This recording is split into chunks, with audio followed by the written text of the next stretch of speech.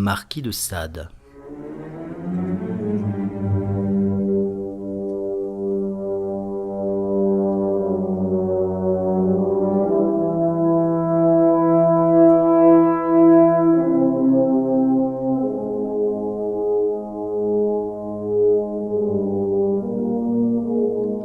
Français. Encore un effort si vous voulez être républicain.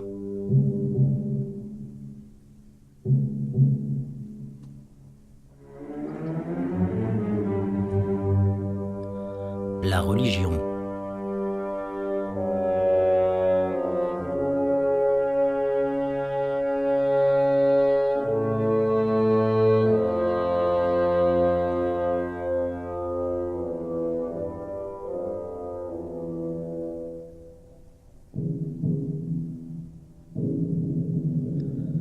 Je viens offrir de grandes idées.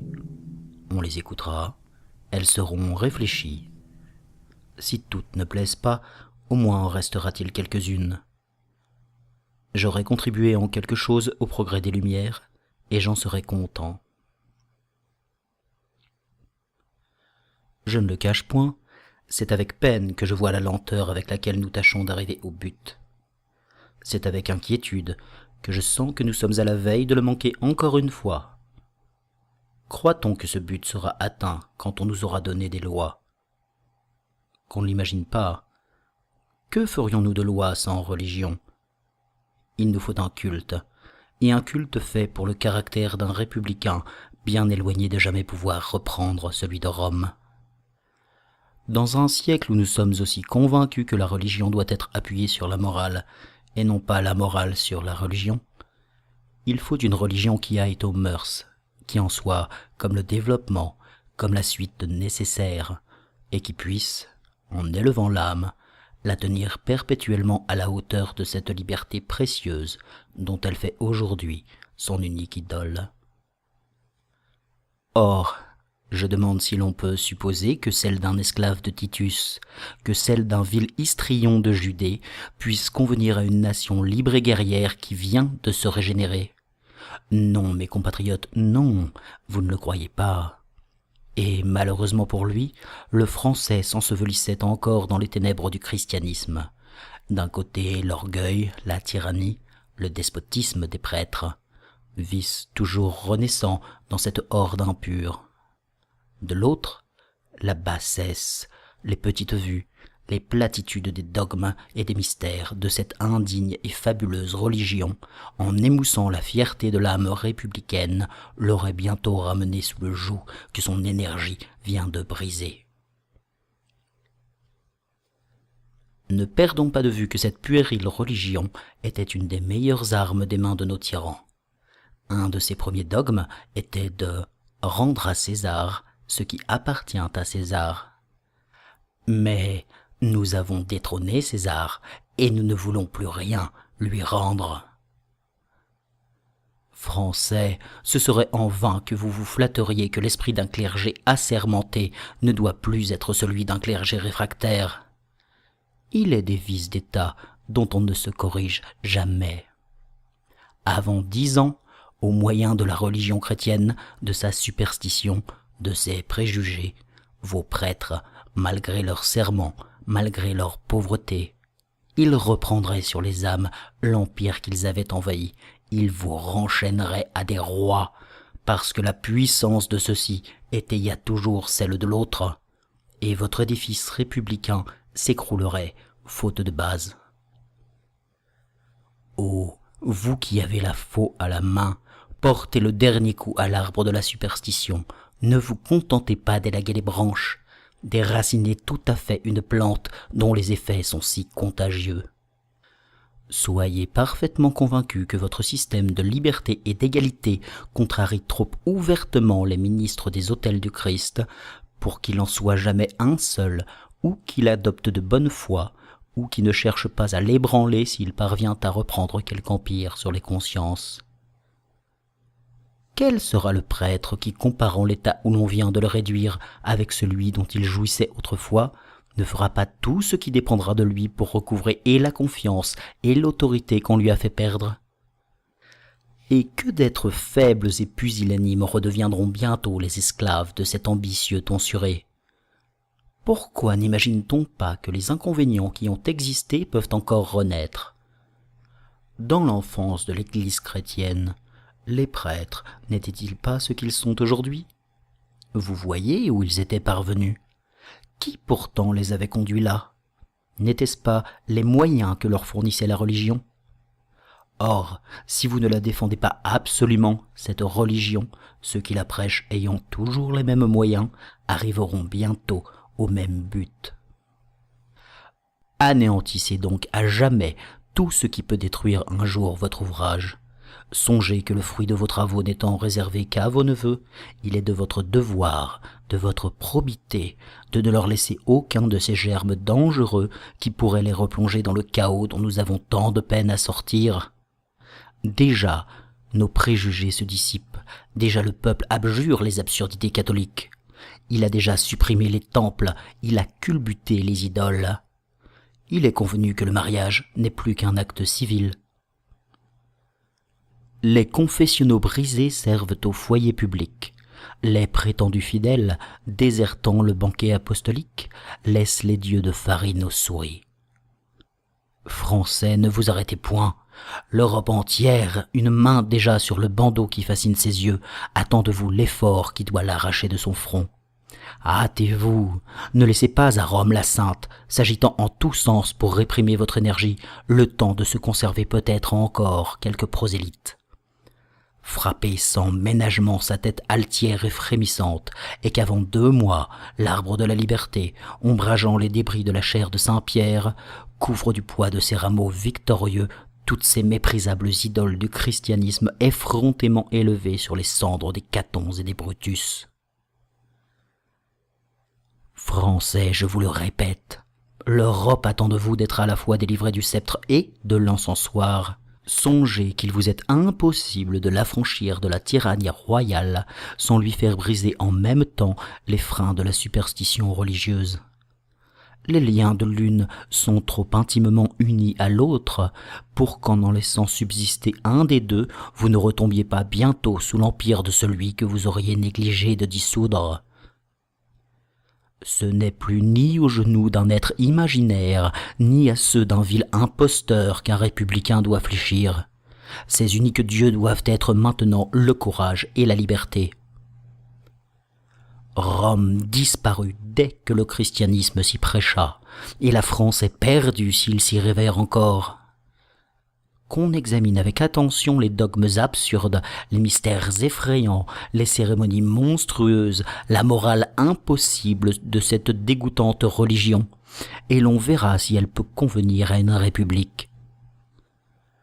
Croyez-vous de bonne foi que je me laisserai dominer par l'opinion d'un homme que je viendrai de voir au pied de l'imbécile prêtre de Jésus? Non, ou certes, cet homme toujours vil tiendra toujours par la bassesse de ses vues aux atrocités de l'Ancien Régime.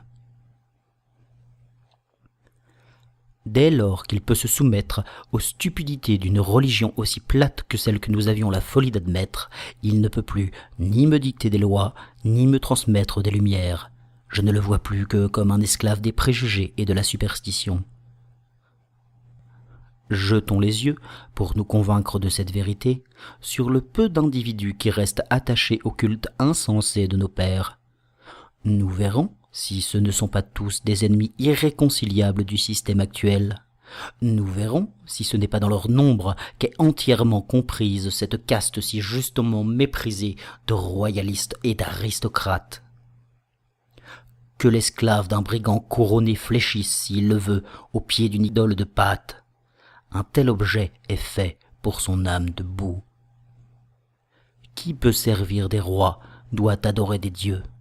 Mais nous, Français, mais nous, mes compatriotes, nous, ramper encore humblement sous des freins aussi méprisables, plutôt mourir 1000 fois que de nous y asservir de nouveau. Puisque nous croyons un culte nécessaire, imitons celui des Romains. Les actions, les passions, les héros, voilà quels en étaient les respectables objets. De telles idoles élevaient l'âme, elles l'électrisaient, elles faisaient plus. elle lui communiquait les vertus de l'être respecté. L'adorateur de Minerve voulait être prudent. Le courage était dans le cœur de celui qu'on voyait au pied de Mars. Pas un seul dieu de ces grands hommes n'était privé d'énergie. Tous faisaient passer le feu dont ils étaient eux-mêmes embrasés dans l'âme de celui qui les vénérait. Et, comme on avait l'espoir d'être adoré soi-même un jour, on aspirait à devenir au moins aussi grand que celui qu'on prenait pour modèle. Mais que trouvons-nous au contraire dans les vains dieux du christianisme? Que vous offre, je le demande, cette imbécile religion? Le plat imposteur de Nazareth vous fait-il naître quelques grandes idées? Sa sale et dégoûtante mère, l'impudique Marie, vous inspire-t-elle quelques vertus? Et trouvez-vous dans les saints dont est garni son Élysée quelques modèles de grandeur ou d'héroïsme ou de vertu? Il est si vrai que cette stupide religion ne prête rien aux grandes idées qu'aucun artiste n'en peut employer les attributs dans les monuments qu'il élève. À Rome même, la plupart des embellissements ou des ornements du palais des papes ont leur modèle dans le paganisme. Et, tant que le monde subsistera, lui seul échauffera la verve des grands hommes. Sera-ce dans le théisme pur que nous trouverons plus de motifs de grandeur et d'élévation? Sera-ce l'adoption d'une chimère qui, donnant à notre âme ce degré d'énergie essentiel aux vertus républicaines, portera l'homme à les chérir ou à les pratiquer? Ne l'imaginons pas, on est revenu de ce fantôme, et l'athéisme est à présent le seul système de tous les gens qui savent raisonner. À mesure que l'on s'est éclairé, on a senti que le mouvement étant inhérent à la matière, l'agent nécessaire à imprimer ce mouvement devenait un être illusoire, et que tout ce qui existait devant être en mouvement par essence, le moteur était inutile. On a senti que ce dieu chimérique prudemment inventé par les premiers législateurs n'était entre leurs mains qu'un moyen de plus pour nous enchaîner, et que se réservant le droit de faire parler seul ce fantôme, il saurait bien ne lui faire dire que ce qui viendrait à l'appui des lois ridicules par lesquelles il prétendait nous asservir. Lycurgue, Numa, Moïse, Jésus-Christ, Mahomet, tous ces grands fripons, tous ces grands despotes de nos idées, surent associer les divinités qu'ils fabriquaient à leur ambition démesurée. Et certains de captiver les peuples avec la sanction de ces dieux, ils avaient, comme on sait, toujours soin ou de ne les interroger qu'à propos, ou de ne leur faire répondre que ce qu'ils croyaient pouvoir les servir. Tenons donc aujourd'hui dans le même mépris, et le Dieu vain que des imposteurs ont prêché, et toutes les subtilités religieuses qui découlent de sa ridicule adoption. Ce n'est plus avec ce hochet qu'on peut amuser des hommes libres. Que l'extinction totale des cultes entre donc dans les principes que nous propageons dans l'Europe entière. Ne nous contentons pas de briser les sceptres, pulvérisons à jamais les idoles. Il n'y eut jamais qu'un pas de la superstition au royalisme. Il faut bien que cela soit sans doute, puisqu'un des premiers articles du Sacre des rois était toujours le maintien de la religion dominante, comme une des bases politiques qui devait le mieux soutenir leur trône. Mais dès qu'il est abattu ce trône, dès qu'il l'est heureusement pour jamais, ne redoutons point d'extirper de même ce qui en formait les appuis. Oui, citoyens, la religion est incohérente au système de la liberté, vous l'avez senti.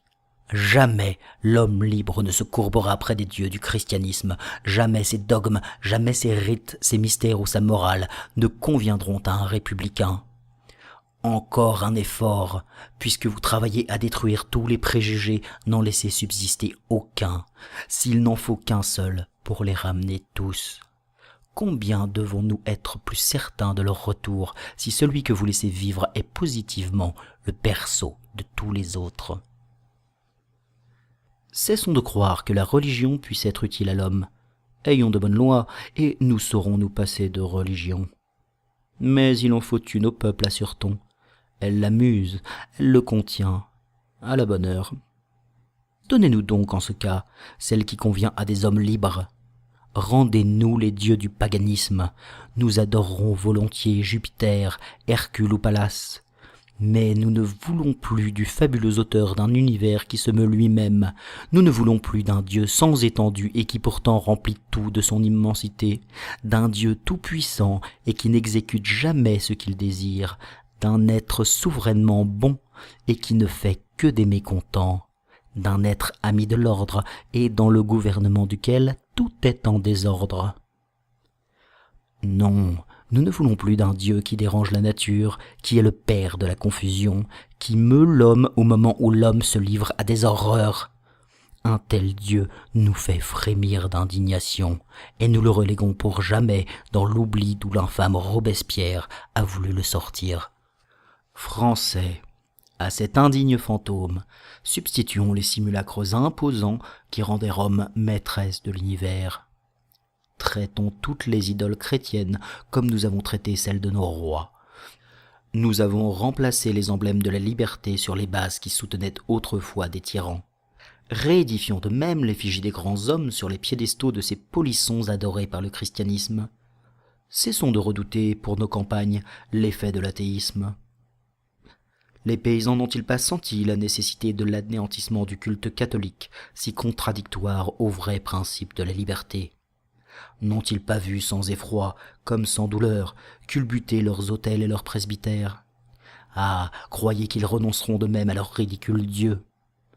Les statues de Mars, de Minerve et de la liberté seront mises aux endroits les plus remarquables de leurs habitations. Une fête annuelle s'y célébrera tous les ans.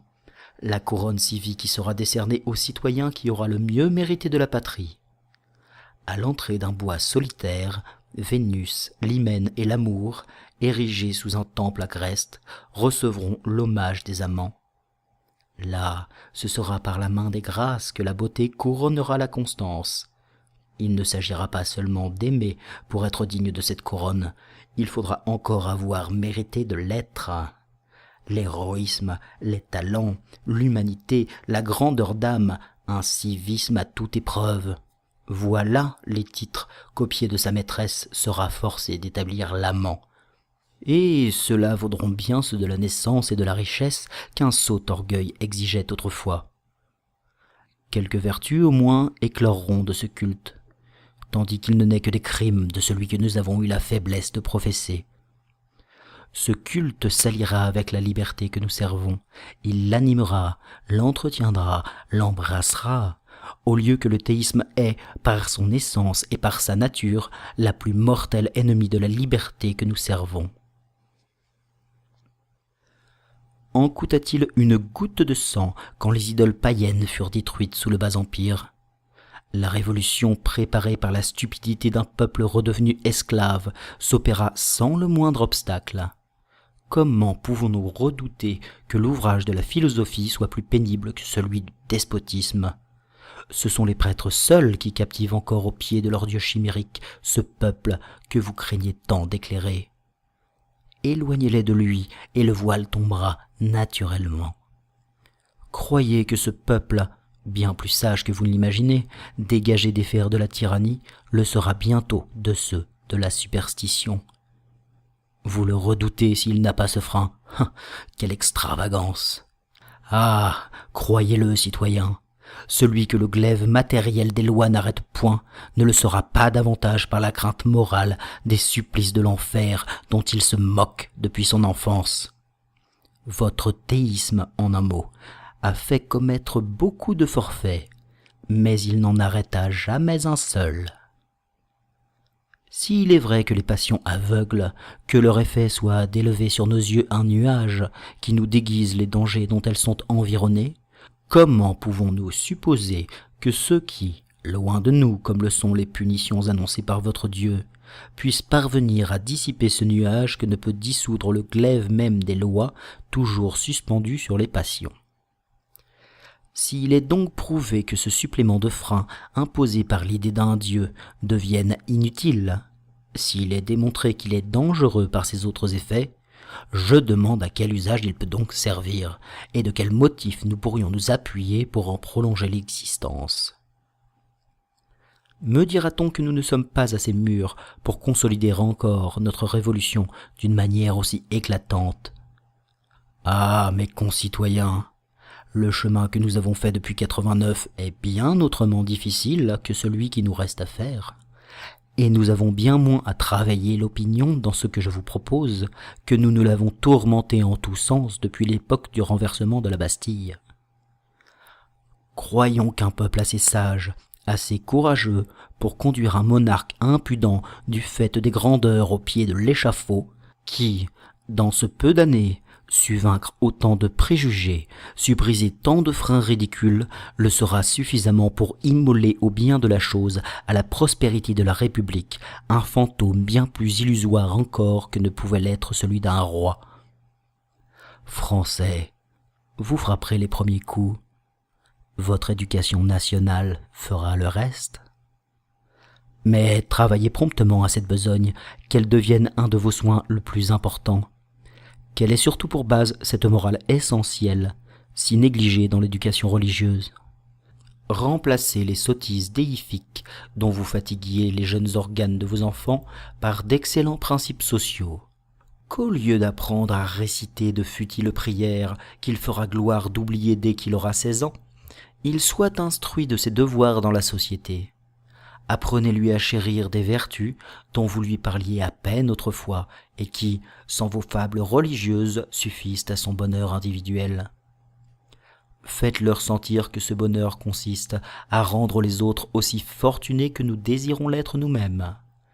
Si vous asseyez ces vérités sur des chimères chrétiennes, comme vous aviez la folie de le faire autrefois, à peine vos élèves auront-ils reconnu la futilité des bases, qu'ils feront crouler l'édifice et qu'ils deviendront scélérats seulement, parce qu'ils croiront que la religion qu'ils ont culbutée leur défendait de l'être.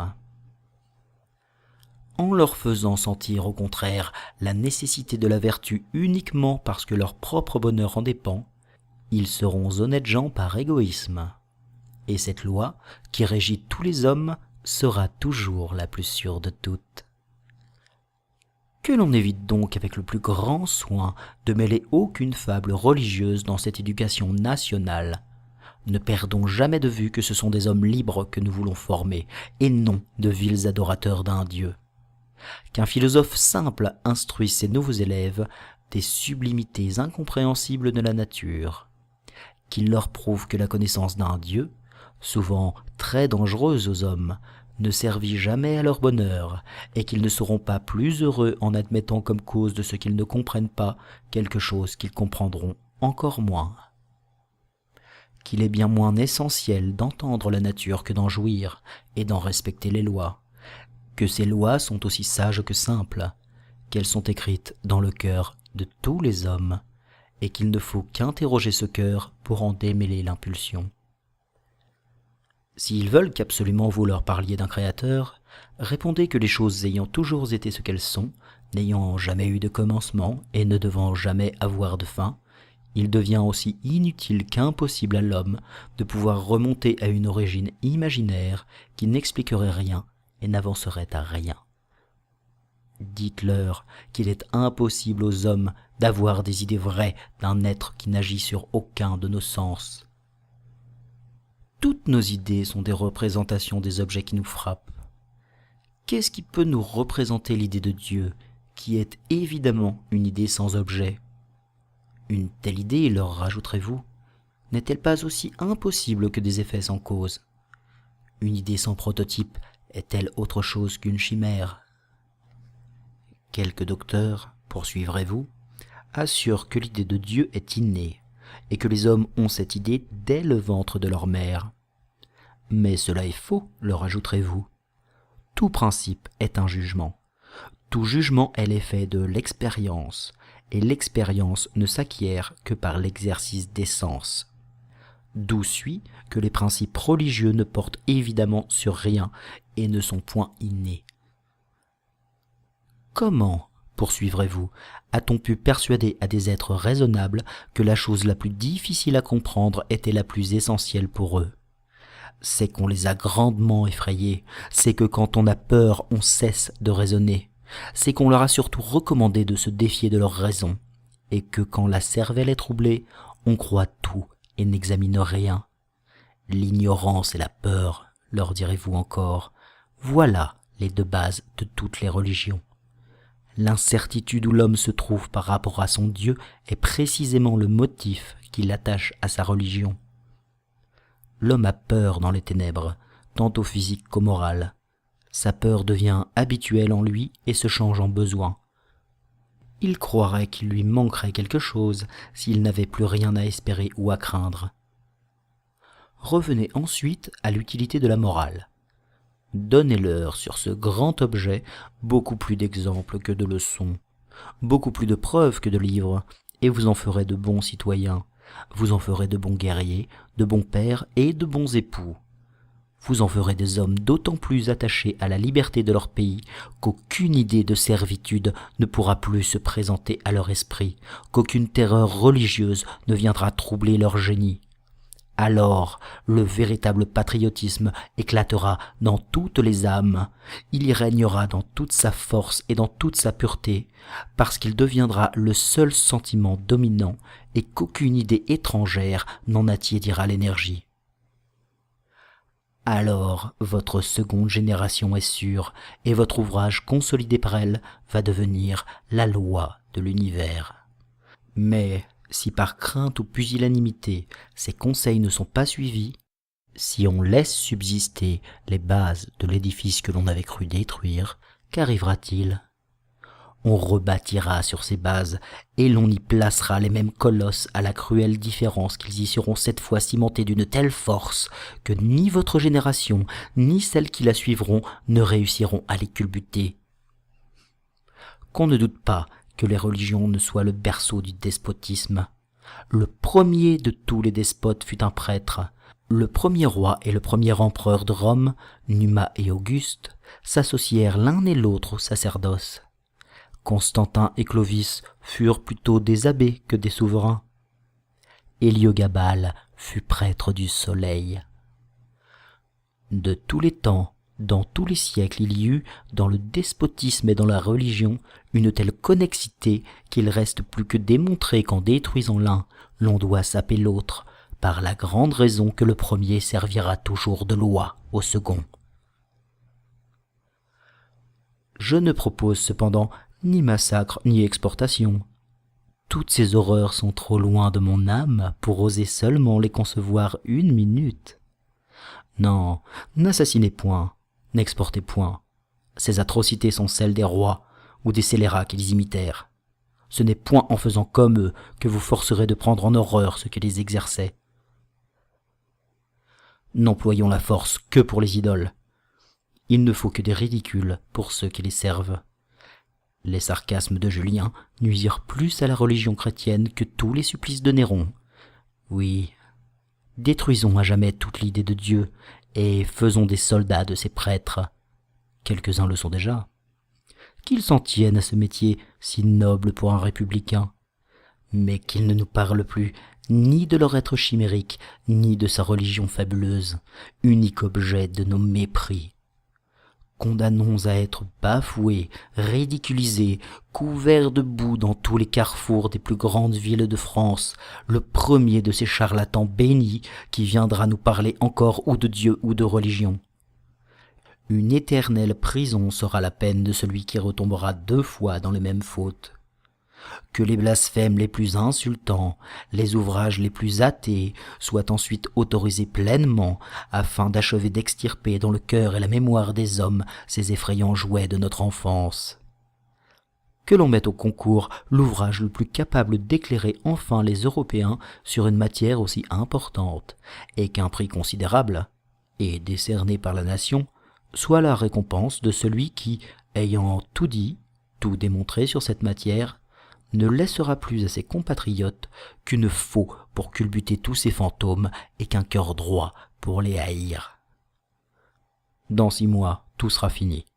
Votre infâme Dieu sera dans le néant, et cela sans cesser d'être juste, jaloux de l'estime des autres, sans cesser de redouter le glaive des lois et d'être honnête homme, parce qu'on aura senti que le véritable ami de la patrie ne doit point, comme l'esclave des rois, être mené par des chimères, que ce n'est en un mot ni l'espoir frivole d'un monde meilleur, ni la crainte de plus grands maux que ceux que nous envoya la nature, qui doivent conduire un républicain, dont le seul guide est la vertu, comme l'unique frein, le remords.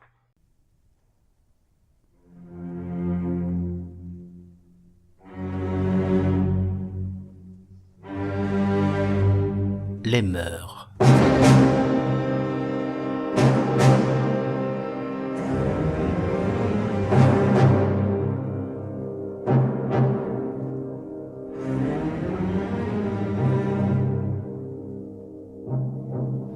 Après avoir démontré que le théisme ne convient nullement à un gouvernement républicain, il me paraît nécessaire de prouver que les mœurs françaises ne lui conviennent pas davantage. Cet article est d'autant plus essentiel que ce sont les mœurs qui vont servir de motif aux lois qu'on va promulguer. Français, vous êtes trop éclairés pour ne pas sentir qu'un nouveau gouvernement va nécessiter de nouvelles mœurs. Il est impossible que le citoyen d'un État libre se conduise comme l'esclave d'un roi despote. Ces différences de leurs intérêts, de leurs devoirs, de leurs relations entre eux déterminent essentiellement une manière tout autre de se comporter dans le monde. Une foule de petites erreurs, de petits délits sociaux, considérés comme très essentiels sous le gouvernement des rois, qui devaient exiger d'autant plus qu'ils avaient plus besoin d'imposer des freins pour se rendre respectables ou inabordables à leur sujet, vont devenir nuls ici. D'autres forfaits, connus sous les noms de régicide ou de sacrilège, sous un gouvernement qui ne connaît plus ni roi ni religion, doivent s'anéantir de même dans un État républicain. En accordant la liberté de conscience et celle de la presse, songez, citoyens, qu'à bien peu de choses près, on doit accorder celle d'agir, et qu'excepté ce qui choque directement les bases du gouvernement, il vous reste on ne saurait moins de crimes à punir, parce que, dans le fait, il est fort peu d'actions criminelles dans une société dont la liberté et l'égalité font les bases. Et qu'à bien penser et bien examiner les choses, il n'y a vraiment de criminels que ce que réprouve la loi. Car la nature nous dictante également des vices et des vertus, en raison de notre organisation, ou plus philosophiquement encore, en raison du besoin qu'elle a de l'un ou de l'autre. Ce qu'elle nous inspire deviendrait une mesure très incertaine pour régler avec précision ce qui est bien ou ce qui est mal. Mais pour mieux développer mes idées sur un objet aussi essentiel, nous allons classer les différentes actions de la vie de l'homme que l'on était convenu jusqu'à présent de nommer criminels, et nous les toiserons ensuite aux vrais devoirs d'un républicain. On a considéré de tout temps les devoirs de l'homme sous les trois différents rapports suivants. Premièrement, ceux que sa conscience et sa crédulité lui imposent envers l'être suprême. Deuxièmement, ceux qu'il est obligé de remplir avec ses frères. Troisièmement, enfin, ceux qui n'ont de relation qu'avec lui. La certitude où nous devons être qu'aucun Dieu ne s'est mêlé de nous, et que, créatures nécessitées de la nature comme les plantes et les animaux, nous sommes ici parce qu'il était impossible que nous n'y fussions pas, cette certitude sans doute anéantit comme on le voit tout d'un coup la première partie de ses devoirs. Je veux dire, ceux dont nous nous croyons faussement responsables envers la divinité. Avec eux disparaissent tous les délits religieux, tout ce connu sous les noms vagues et indéfinis d'impiété, de sacrilège, de blasphème, d'athéisme, etc. Tous ceux, en un mot, qu'Athènes punit avec tant d'injustice dans Alcibiade et la France dans l'infortuné Labarre. S'il y a quelque chose d'extravagant dans le monde, c'est de voir des hommes qui ne connaissent leur Dieu et ce que peut exiger ce Dieu que d'après leurs idées bornées, vouloir néanmoins décider sur la nature de ce qui contente ou de ce qui fâche ce ridicule fantôme de leur imagination. Ce ne serait donc point à permettre indifféremment tous les cultes que je voudrais qu'on se bornât. Je désirerais qu'on fût libre de se rire ou de se moquer de tous, que des hommes réunis dans un temple quelconque pour invoquer l'Éternel à leur guise fussent vus comme des comédiens sur un théâtre, au jeu desquels il est permis à chacun d'aller rire. Si vous ne voyez pas les religions sous ce rapport, elles reprendront le sérieux qui les rend importantes, elles protégeront bientôt les opinions, et l'on ne se sera pas plutôt disputé sur les religions que l'on se rebattra pour les religions. L'égalité, détruite par la préférence ou la protection accordée à l'une d'elles, disparaîtra bientôt du gouvernement, et de la théocratie réédifiée renaîtra bientôt l'aristocratie. Je ne saurais donc trop le répéter.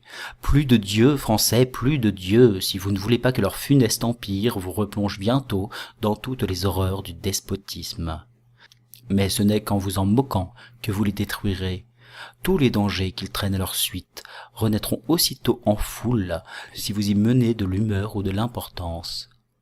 Ne renversez point leurs idoles en colère, pulvérisez-les en jouant, et l'opinion tombera d'elle-même.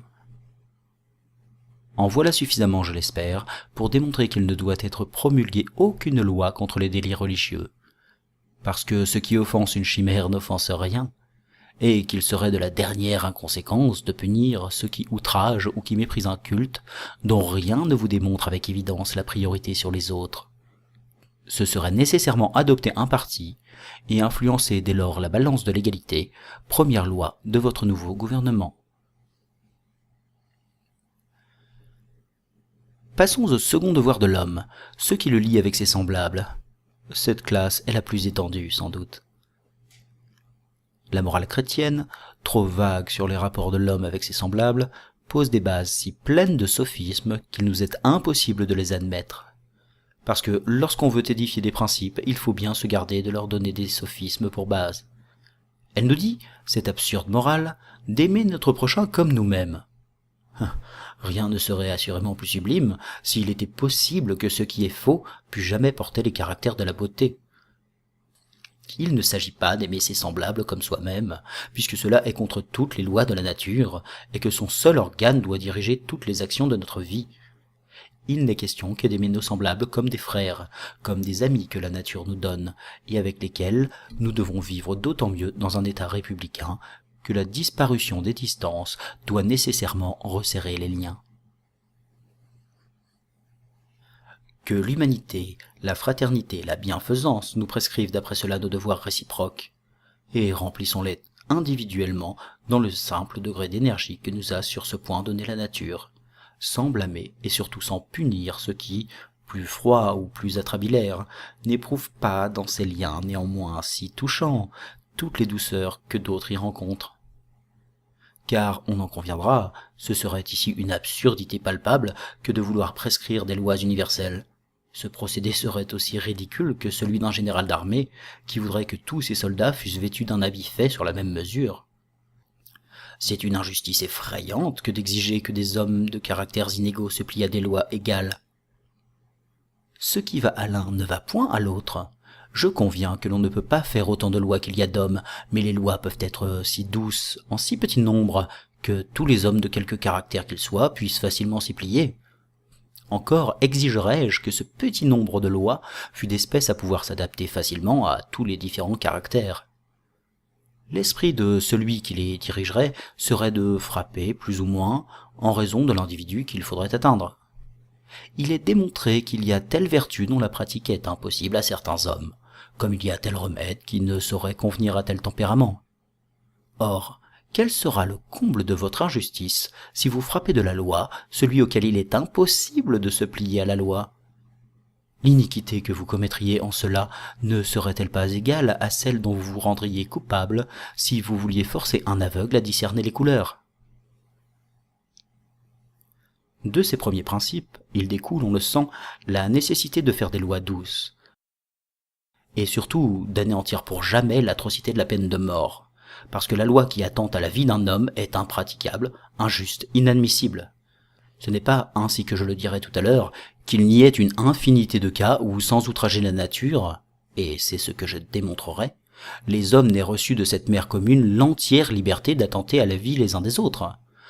Mais c'est qu'il est impossible que la loi puisse obtenir le même privilège.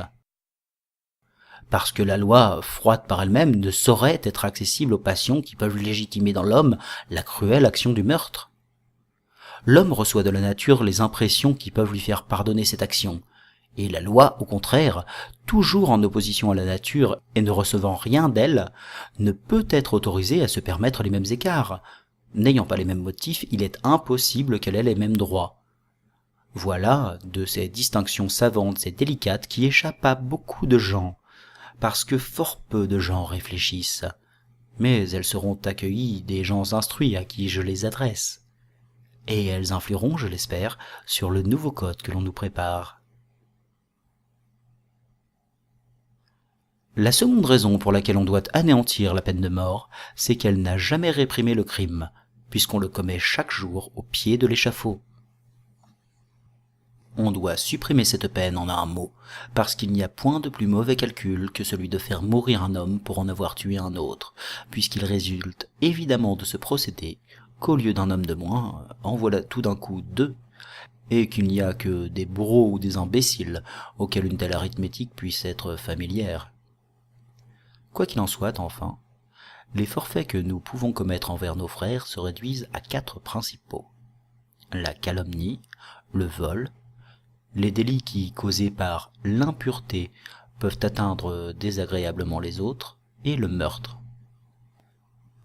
Toutes ces actions, considérées comme capitales dans un gouvernement monarchique, sont-elles aussi graves dans un État républicain? C'est ce que nous allons analyser avec le flambeau de la philosophie, car c'est à sa seule lumière qu'un tel examen doit s'entreprendre. Qu'on ne me taxe point d'être un novateur dangereux, qu'on ne dise pas qu'il y a du risque à émousser, comme le feront peut-être ces écrits, le remords dans l'âme des malfaiteurs, qu'il y a le plus grand mal à augmenter par la douceur de ma morale le penchant que ces mêmes malfaiteurs ont au crime. J'atteste ici formellement n'avoir aucune de ces vues perverses. J'expose les idées qui, depuis l'âge de raison, se sont identifiées avec moi et au jet desquelles l'infâme despotisme des tyrans s'était opposé tant de siècles. Tant pis pour ceux que ces grandes idées corrompraient, tant pis pour ceux qui ne savent saisir que le mal dans des opinions philosophiques susceptibles de se corrompre à tout. Qui sait s'ils ne se gangrèneraient peut-être pas aux lectures de Sénèque et de Caron? Ce n'est point à eux que je parle, je ne m'adresse qu'à des génies capables de m'entendre, et ceux-là me liront sans danger. J'avoue avec la plus extrême franchise que je n'ai jamais cru que la calomnie fût un mal, et surtout dans un gouvernement comme le nôtre, où tous les hommes, plus liés et plus rapprochés, ont évidemment un plus grand intérêt à se bien connaître. De deux choses l'une. Ou la calomnie porte sur un homme véritablement pervers, ou elle tombe sur un être vertueux. On conviendra que, dans le premier cas, il devient à peu près indifférent que l'on dise un peu plus de mal d'un homme connu pour en faire beaucoup. Peut-être même alors le mal qui n'existe pas éclairera-t-il sur celui qui est, et voilà le malfaiteur mieux connu. S'il règne, je le suppose, une influence malsaine à Hanovre, mais que je ne doive courir d'autres risques en m'exposant à cette inclémence de l'air que de gagner un accès de fièvre. Pourrais-je savoir mauvais gré à l'homme qui, pour m'empêcher d'y aller, m'aurait dit qu'on y mourrait dès en arrivant? Non, sans doute, car en m'effrayant par un plus grand mal, il m'a empêché d'en éprouver un petit. La calomnie porte-t-elle au contraire sur un homme vertueux? Qu'il ne s'en alarme pas, qu'il se montre, et tout le venin du calomniateur retombera bientôt sur lui-même. La calomnie, pour de tels gens, n'est qu'un scrutin épuratoire, dont leur vertu ne sortira que plus brillante. Il y a même ici du profit pour la masse des vertus de la République, car cet homme vertueux et sensible, piqué de l'injustice qu'il vient d'éprouver, s'appliquera à mieux faire encore. Il voudra surmonter cette calomnie dont il se croyait à l'abri, et ses belles actions n'acquerront qu'un degré d'énergie de plus. Ainsi, dans le premier cas, le calomniateur aura produit d'assez bons effets en grossissant les vices de l'homme dangereux. Dans le second, il en aura produit d'excellents en contraignant la vertu à s'offrir à nous tout entière. Or, je demande maintenant sous quel rapport le calomniateur pourra vous paraître à craindre, dans un gouvernement surtout où il est si essentiel de connaître les méchants et d'augmenter l'énergie des bons. Que l'on se garde donc bien de prononcer aucune peine contre la calomnie. Considérons-la sous le double rapport d'un fanal et d'un stimulant, et dans tous les cas comme quelque chose de très utile. Le législateur, dont toutes les idées doivent être grandes comme l'ouvrage auquel il s'applique, ne doit jamais étudier l'effet du délit qui ne frappe qu'individuellement. C'est son effet en masse qu'il doit examiner, Et quand il observera de cette manière les effets qui résultent de la calomnie, je le défie d'y trouver rien de punissable. Je défie qu'il puisse placer quelque ombre de justice à la loi qui la punirait. Il deviendrait au contraire l'homme le plus juste et le plus intègre s'il la favorise ou la récompense. Le vol est le second des délits moraux dont nous nous sommes proposé l'examen. Si nous parcourons l'Antiquité, nous verrons le vol permis, récompensé, dans toutes les républiques de la Grèce. Sparte ou Lacédémone le favorisaient ouvertement. Quelques autres peuples l'ont regardé comme une vertu guerrière. Il est certain qu'il entretient le courage, la force, l'adresse, toutes les vertus en un mot utiles à un gouvernement républicain, et par conséquent au nôtre. J'oserais demander, sans partialité maintenant, si le vol, dont l'effet est d'égaliser les richesses, est un grand mal dans un gouvernement dont le but est l'égalité.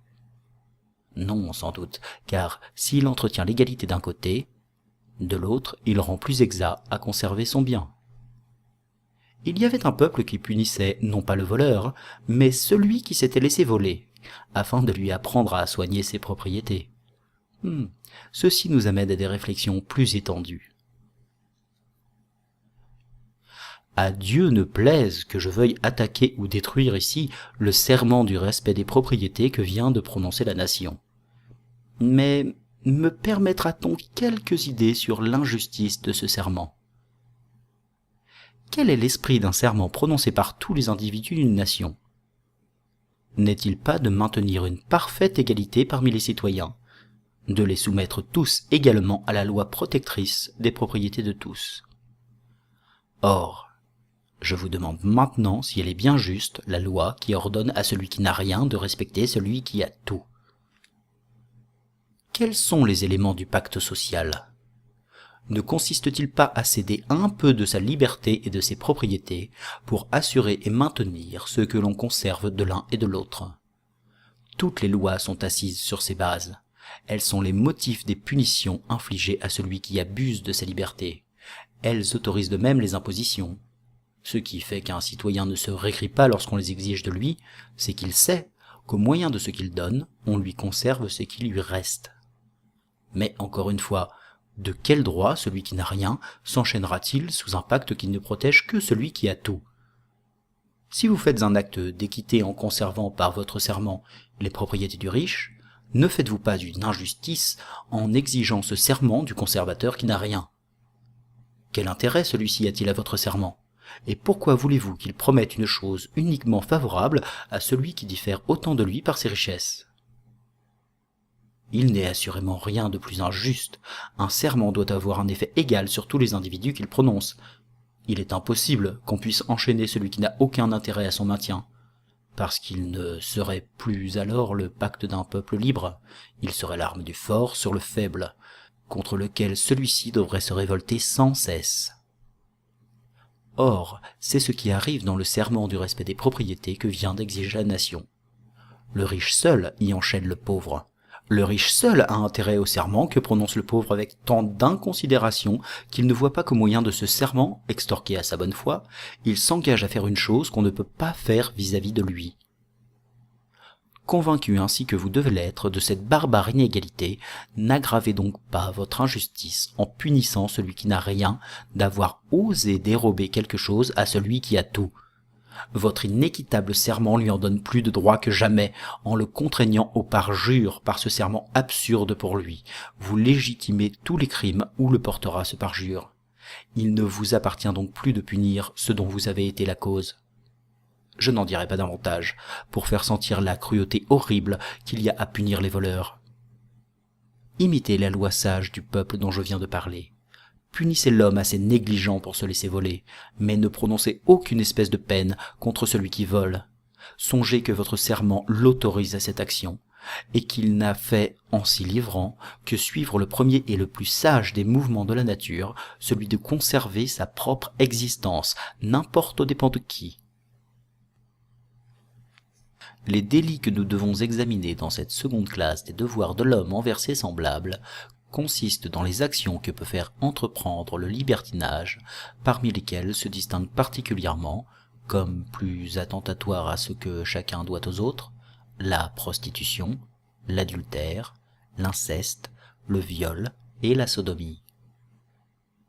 Nous ne devons certainement pas douter un moment que tout ce qui s'appelle crimes moraux, c'est-à-dire toutes les actions de l'espèce de celles que nous venons de citer, ne soient parfaitement indifférentes dans un gouvernement dont le seul devoir consiste à conserver, par tel moyen que ce puisse être, la forme essentielle à son maintien.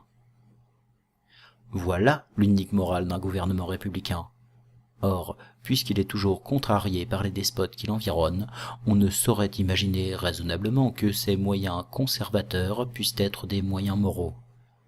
Car il ne se conservera que par la guerre, et rien n'est moins moral que la guerre. Maintenant, je demande comment on parviendra à démontrer que, dans un état immoral par ses obligations, il soit essentiel que les individus soient moraux. Je dis plus.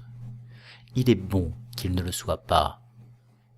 Les législateurs de la Grèce avaient parfaitement senti l'importante nécessité de gangréner les membres pour que leur dissolution morale influant sur celle utile à la machine, il en résulta l'insurrection toujours indispensable dans un gouvernement qui, parfaitement heureux comme le gouvernement républicain, doit nécessairement exciter la haine et la jalousie de tous ceux qui l'entourent. L'insurrection, pensaient ces sages législateurs, n'est point un état moral. Il doit être pourtant l'état permanent d'une république. Il serait donc aussi absurde que dangereux d'exiger que ceux qui doivent maintenir le perpétuel ébranlement immoral de la machine fussent eux-mêmes des êtres très moraux. Parce que l'état moral d'un homme est un état de paix et de tranquillité, au lieu que son état immoral est un état de mouvement perpétuel qui le rapproche de l'insurrection nécessaire dans laquelle il faut que le républicain tienne toujours le gouvernement dont il est membre. Détaillons maintenant, et commençons par analyser la pudeur, ce mouvement pusillanime, contradictoire aux affections impures. S'il était dans les intentions de la nature que l'homme fût pudique, assurément, elle ne l'aurait pas fait naître nu. Une infinité de peuples, moins dégradés que nous par la civilisation, vont nus et n'en éprouvent aucune honte. Il ne faut pas douter que l'usage de se vêtir n'ait eu pour unique base et l'inclémence de l'air et la coquetterie des femmes. Elles sentirent qu'elles perdraient bientôt tous les effets du désir si elles les prévenaient, au lieu de les laisser naître. Elles conçurent que la nature d'ailleurs ne les ayant pas créées sans défaut, elle s'assurerait bien mieux tous les moyens de plaire en déguisant ses défauts par des parures. Ainsi, la pudeur, loin d'être une vertu, ne fut donc plus qu'un des premiers effets de la corruption, qu'un des premiers moyens de la coquetterie des femmes. Lycurgue et Solon, bien pénétrés que les résultats de l'impudeur tiennent le citoyen dans l'état immoral essentiel aux lois du gouvernement républicain, obligèrent les jeunes filles à se montrer nues au théâtre. Rome imita bientôt cet exemple, on dansait nu au jeu de Flore. La plus grande partie des mystères païens se célébrait ainsi, la nudité passa même pour une vertu chez quelques peuples. Quoi qu'il en soit, de l'impudeur naissent des penchants luxurieux. Ce qui résulte de ces penchants compose les prétendus crimes que nous analysons, dont la prostitution est le premier effet.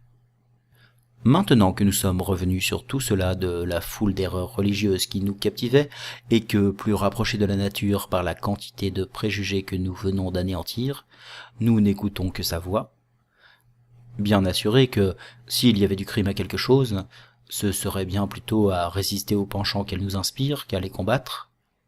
Persuadés que la luxure étant une suite de ces penchants, il s'agit bien moins d'éteindre cette passion dans nous que de régler les moyens d'y satisfaire en paix. Nous devons donc nous attacher à mettre de l'ordre dans cette partie, à y établir toute la sûreté nécessaire à ce que le citoyen, que le besoin rapproche des objets de luxure, puisse se livrer avec ces objets à tout ce que ses passions lui prescrivent, sans jamais être enchaîné par rien, parce qu'il n'est aucune passion dans l'homme qui ait plus besoin de toute l'extension de la liberté que celle-là. Différents emplacements saints, vastes, proprement meublés et sûrs dans tous les points, seront érigés dans les villes. Là, tous les sexes, tous les âges, toutes les créatures seront offertes aux caprices des libertins qui viendront jouir, et la plus entière subordination sera la règle des individus présentés. Le plus léger refus sera puni aussitôt arbitrairement par celui qui l'aura éprouvé. Je dois encore expliquer ceci, le mesurer aux mœurs républicaines. J'ai promis partout la même logique, je tiendrai parole. Si, comme je viens de le dire tout à l'heure, aucune passion n'a plus besoin de toute l'extension de la liberté que celle-là, aucune sans doute n'est aussi despotique. C'est là que l'homme aime à commander, à être obéi, à s'entourer d'esclaves contraints à le satisfaire. Or, toutes les fois que vous ne donnerez pas à l'homme le moyen secret d'exhaler la dose de despotisme que la nature mit au fond de son cœur, il se rejettera pour l'exercer sur les objets qui l'entoureront, il troublera le gouvernement. Permettez, si vous voulez éviter ce danger, un libre essor à ses désirs tyranniques, qui, malgré lui, le tourmentent sans cesse. Content d'avoir pu exercer sa petite souveraineté au milieu du harem d'Ikoglan ou de sultane que vos soins et son argent lui soumettent, il sortira satisfait, et sans aucun désir de troubler un gouvernement qui lui assure aussi complaisamment tous les moyens de sa concupiscence. Exercer, au contraire, des procédés différents, imposer sur ces objets de la luxure publique les ridicules entraves jadis inventées par la tyrannie ministérielle et par la lubricité de nos sardanapales. L'homme, bientôt, aigri contre votre gouvernement, bientôt jaloux du despotisme qu'il vous voit exercer tout seul, secourra le joug que vous lui imposez et, là de votre manière de le régir, en changera comme il vient de le faire. Voyez comme les législateurs grecs, bien pénétrés de ces idées, traitaient la débauche à Lacédémone, à Athènes. Ils en enivraient le citoyen, bien loin de la lui interdire, aucun genre de lubricité ne lui était défendu.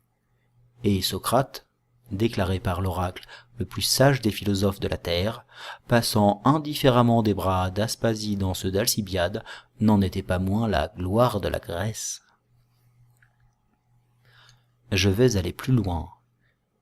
Et quelque contraire que soient mes idées à nos coutumes actuelles, comme mon objet est de prouver que nous devons nous presser de changer ces coutumes si nous voulons conserver le gouvernement adopté, je vais essayer de vous convaincre que la prostitution des femmes connues sous le nom d'honnêtes n'est pas plus dangereuse que celle des hommes, et que non seulement nous devons les associer aux luxures exercées dans les maisons que j'établis, mais que nous devons même en ériger pour elles, où leurs caprices et les besoins de leur tempérament, bien autrement ardents que le nôtre, puissent de même se satisfaire avec tous les sexes.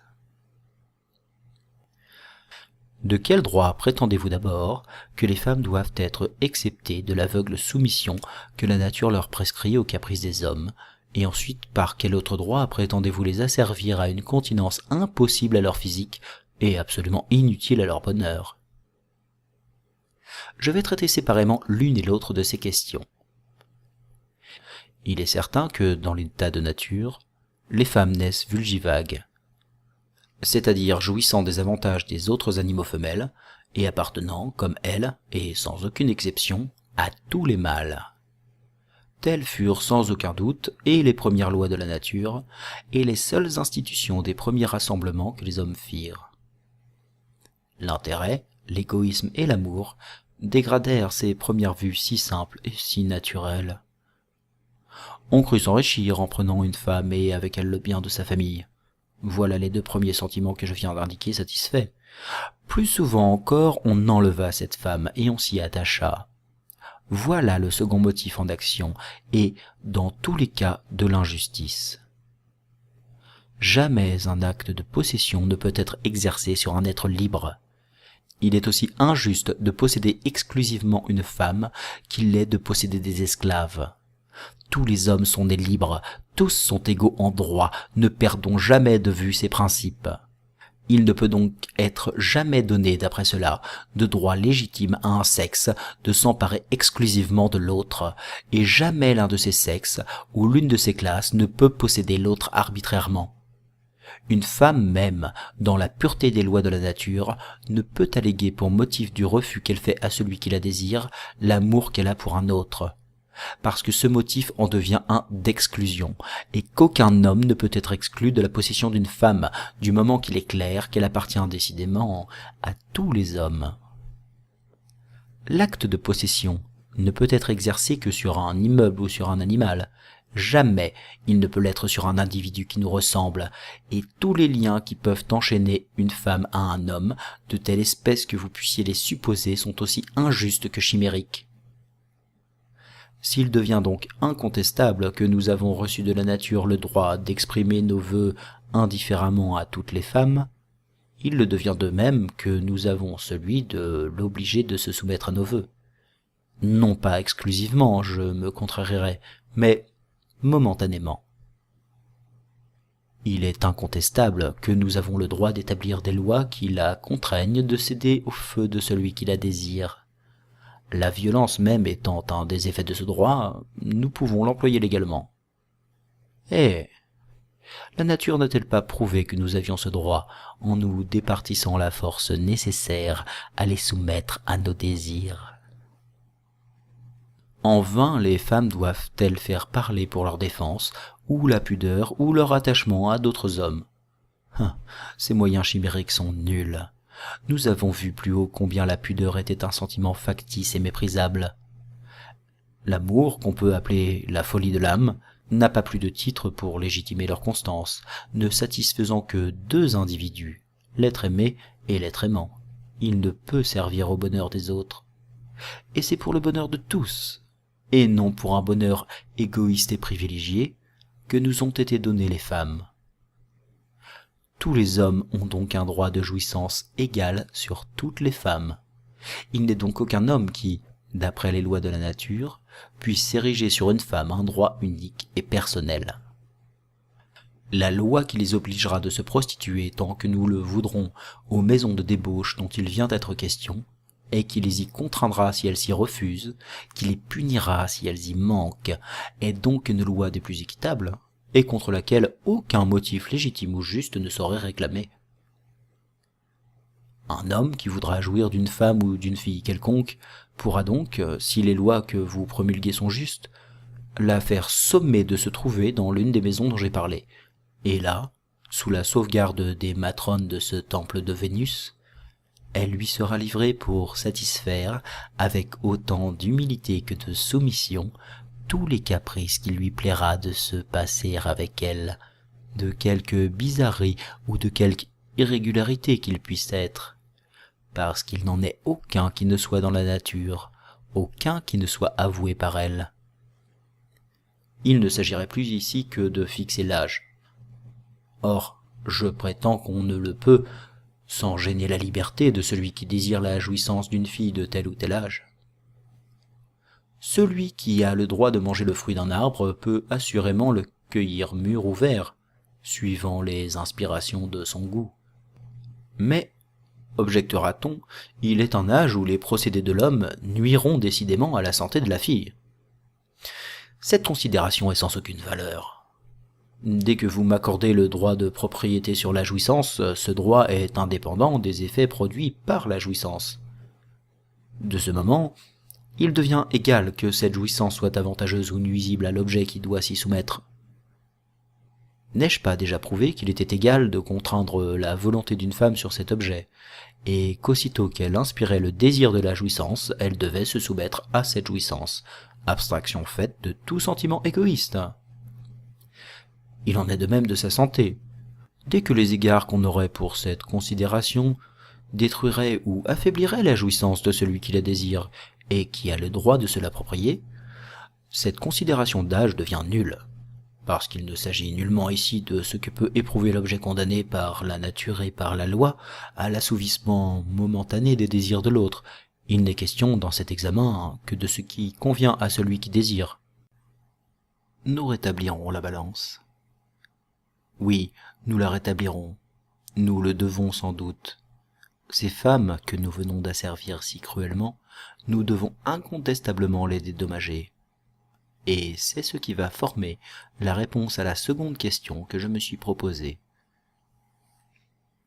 Si nous admettons, comme nous venons de le faire, que toutes les femmes doivent être soumises à nos désirs, assurément nous pouvons leur permettre de même de satisfaire amplement tous les leurs.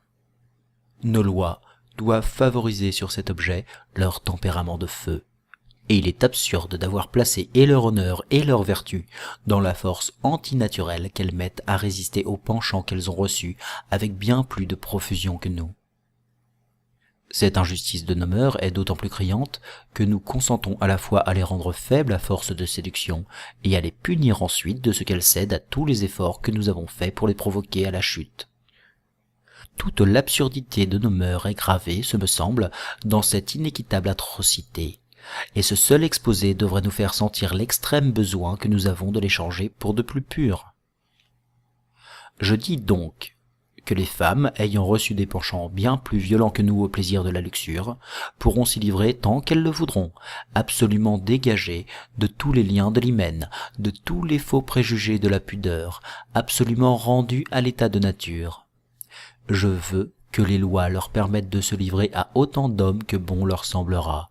Je veux que la jouissance de tous les sexes et de toutes les parties de leur corps leur soit permise comme aux hommes, et sous la clause spéciale de se livrer de même à tous ceux qui le désireront, il faut qu'elles aient la liberté de jouir également de tous ceux qu'elles croiront dignes de les satisfaire. Quels sont, je le demande, les dangers de cette licence? Des enfants qui n'auront point de père? Et qu'importe dans une république où tous les individus ne doivent avoir d'autre mère que la patrie, où tous ceux qui naissent sont tous des enfants de la patrie.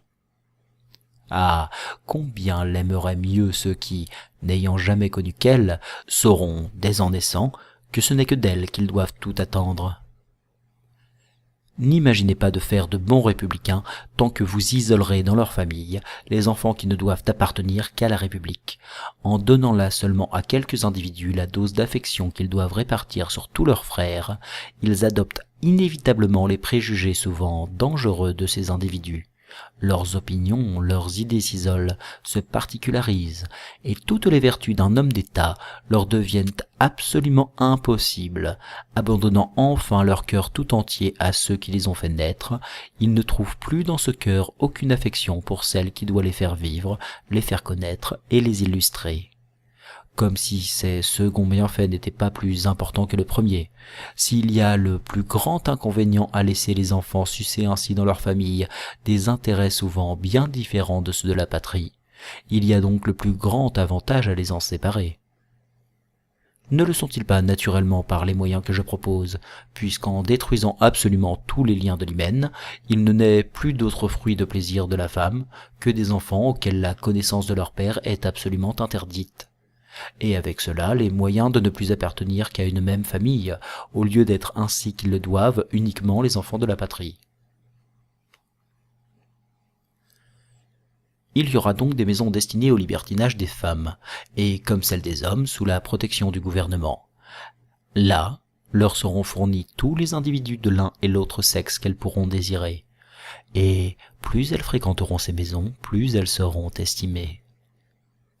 Il n'y a rien de si barbare et de si ridicule que d'avoir attaché l'honneur et la vertu des femmes à la résistance qu'elles mettent à des désirs qu'elles ont reçus de la nature, et qui échauffent sans cesse ceux qui ont la barbarie de les blâmer. Dès l'âge le plus tendre, une fille dégagée des liens paternels, n'ayant plus rien à conserver pour l'hymen, absolument abolie par les sages lois que je désire, au-dessus du préjugé enchaînant autrefois son sexe, pourra donc se livrer à tout ce que lui dictera son tempérament dans les maisons établies à ce sujet. Elle y sera reçue avec respect, satisfaite avec profusion, et de retour dans la société, elle y pourra parler aussi publiquement des plaisirs qu'elle y aura goûtés qu'elle le fait aujourd'hui d'un bal ou d'une promenade. Sexe charmant, vous serez libre, vous jouirez comme les hommes de tous les plaisirs dont la nature vous fait un devoir. Vous ne vous contraindrez sur aucun. La plus divine partie de l'humanité doit-elle donc recevoir les fers de l'autre? Ah, brisez-les, la nature le veut, n'ayez plus d'autre frein que celui de vos penchants, d'autres lois que vos seuls désirs, d'autres morales que celles de la nature. Ne languissez pas plus longtemps dans des préjugés barbares qui flétrissaient vos charmes et captivaient les élans divins de vos cœurs. Vous êtes libres comme nous, et la carrière des combats de Vénus vous est ouverte comme à nous. Ne redoutez plus d'absurdes reproches, le pédantisme et la superstition sont anéantis. On ne vous verra plus rougir de vos charmants écarts. Couronnés de myrte et de roses, l'estime que nous concevrons pour vous ne sera plus qu'en raison de la plus grande étendue que vous vous serez permis de leur donner. Ce qui vient d'être dit devrait nous dispenser sans doute d'examiner l'adultère. Jetons-y néanmoins un coup d'œil, quelque nul qu'il soit après les lois que j'établis. À quel point il était ridicule de le considérer comme criminel dans nos anciennes institutions. S'il y avait quelque chose d'absurde dans le monde, c'était bien sûrement l'éternité des liens conjugaux. Il ne fallait, ce me semble, qu'examiner ou que sentir toute la lourdeur de ces liens pour cesser de voir comme un crime l'action qui les allégeait. La nature, comme nous l'avons dit tout à l'heure, ayant doué les femmes d'un tempérament plus ardent, d'une sensibilité plus profonde qu'elle n'a fait des individus de l'autre sexe, c'était pour elle, sans doute, que le joug d'un hymen éternel était plus pesant. Femme tendre et embrasée du feu de l'amour, dédommagez-vous maintenant sans crainte, persuadez-vous qu'il ne peut exister aucun mal à suivre les impulsions de la nature, que ce n'est pas pour un seul homme qu'elle vous a créé, mais pour plaire indifféremment à tous, qu'aucun frein ne vous arrête. Imitez les républicaines de la Grèce. Jamais les législateurs qui leur donnèrent des lois n'imaginèrent de leur faire un crime de l'adultère, et presque toutes autorisèrent le désordre des femmes. Thomas Morus prouve dans son Utopie qu'il est avantageux aux femmes de se livrer à la débauche, et les idées de ce grand homme n'étaient pas toujours des rêves. Chez les Tartares, plus une femme se prostituait, plus elle était honorée. Elle portait publiquement au col les marques de son impudicité, et l'on n'estimait point celles qui n'en étaient point décorées. Au Pégu, les familles elles-mêmes livrent leurs femmes ou leurs filles aux étrangers qui y voyagent. On les loue à temps par jour, comme des chevaux et des voitures. Des volumes enfin ne suffiraient pas à démontrer que jamais la luxure ne fut considérée comme criminelle chez aucun des peuples sages de la terre. Tous les philosophes savent bien que ce n'est qu'aux imposteurs chrétiens que nous devons de l'avoir érigée en crime. Les prêtres avaient bien leurs motifs en nous interdisant la luxure. Cette recommandation, en leur réservant la connaissance et l'absolution de ces péchés secrets, leur donnait un incroyable empire sur les femmes, et leur ouvrait une carrière de lubricité dont l'étendue n'avait point de borne. On sait comment ils en profitèrent, et comme ils en abuseraient encore si leur crédit n'était pas perdu sans ressources. L'inceste est-il plus dangereux? Non, sans doute. Il étend le lien des familles et rend par conséquent plus actif l'amour des citoyens pour la patrie. Il nous est dicté par les premières lois de la nature. Nous l'éprouvons et la jouissance des objets qui nous appartiennent nous sembla toujours plus délicieuse. Les premières institutions favorisent l'inceste. On le trouve dans l'origine des sociétés, il est consacré dans toutes les religions. Toutes les lois l'ont favorisé, et si nous parcourons l'univers, nous trouverons l'inceste établi partout. Les nègres de la Côte du Poivre et de Rio-Gabon prostituent leurs femmes à leurs propres enfants. L'aîné des fils, au royaume du Juda, doit épouser la femme de son père. Les peuples du Chili couchent indifféremment avec leurs sœurs, leurs filles, et épousent souvent à la fois et la mère et la fille. J'ose assurer, en un mot, que l'inceste devrait être la loi de tout gouvernement dont la fraternité fait la base. Comment des hommes raisonnables purent-ils porter l'absurdité au point de croire que la jouissance de sa mère, de sa sœur ou de sa fille pourrait jamais devenir criminelle?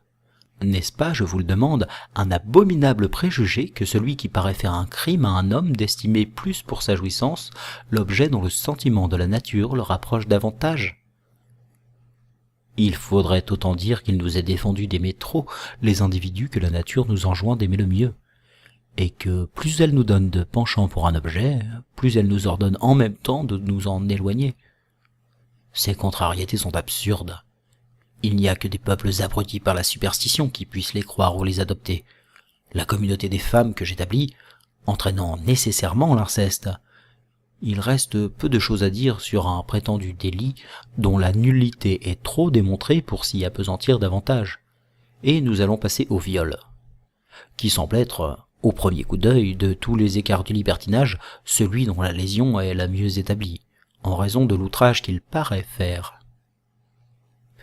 Il est pourtant certain que le viol, action si rare et si difficile à prouver, fait moins de tort au prochain que le vol, puisque celui-ci envahit la propriété que l'autre se contente de détériorer.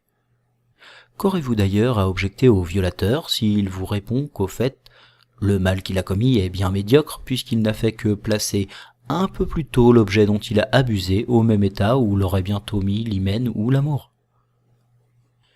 Mais la sodomie, mais ce prétendu crime qui attira le feu du ciel sur les villes qui y étaient adonnées, n'est-il point un égarement monstrueux dont le châtiment ne saurait être assez fort? Il est sans doute bien douloureux pour nous d'avoir à reprocher à nos ancêtres les meurtres judiciaires qu'ils ont osé se permettre à ce sujet. Est-il possible d'être assez barbare pour oser condamner à mort un malheureux individu dont tout le crime est de ne pas avoir le même goût que vous? On frémit lorsqu'on pense qu'il n'y a pas encore 40 ans que l'absurdité des législateurs en était encore là. Consolez-vous, citoyens, de telles absurdités n'arriveront plus. La sagesse de vos législateurs vous en répond. Entièrement éclairci sur cette faiblesse de quelques hommes, on sent bien aujourd'hui qu'une telle erreur ne peut être criminelle, et que la nature ne saurait avoir mis au fluide qui coule dans nos reins une assez grande importance pour se courroucer sur le chemin qu'il nous plaît de faire prendre à cette liqueur. Quel est le seul crime qui puisse exister ici? Assurément, ce n'est pas de se placer dans tel ou tel lieu, à moins qu'on ne voulût soutenir que toutes les parties du corps ne se ressemblent point, et qu'il en est de pur et de souillé. Mais comme il est impossible d'avancer de telles absurdités, le seul prétendu délit ne saurait consister ici que dans la perte de la semence. Or, je demande s'il est vraisemblable que cette semence soit tellement précieuse aux yeux de la nature qu'il devienne impossible de la perdre sans crime. Procéderait-elle tous les jours à ces pertes si cela était? Et n'est-ce pas les autoriser que de les permettre dans les rêves, dans l'acte de la jouissance d'une femme grosse? Est-il possible d'imaginer que la nature nous donne à la possibilité d'un crime qui l'outragerait? Est-il possible qu'elle consente à ce que les hommes détruisent ses plaisirs et deviennent par là plus forts qu'elle? Il est inouï dans quel gouffre d'absurdité l'on se jette quand on abandonne pour raisonner les secours du flambeau de la raison. Tenons-nous donc pour bien assurés qu'il est aussi simple de jouir d'une femme d'une manière ou de l'autre, qu'il est absolument indifférent de jouir d'une fille ou d'un garçon, et qu'aussitôt qu'il est constant, qu'il ne peut exister en nous d'autres penchants que ceux que nous tenons de la nature. Elle est trop sage et trop conséquente pour en avoir mis dans nous qui puisse jamais l'offenser.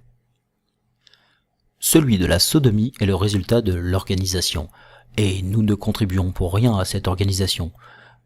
Des enfants de l'âge le plus tendre annoncent ce goût, et ne s'en corrigent jamais. Quelquefois, il est le fruit de la satiété, mais dans ce cas même, en appartient-il moins à la nature? Sous tous les rapports, il est son ouvrage, et dans tous les cas, ce qu'elle inspire doit être respecté par les hommes.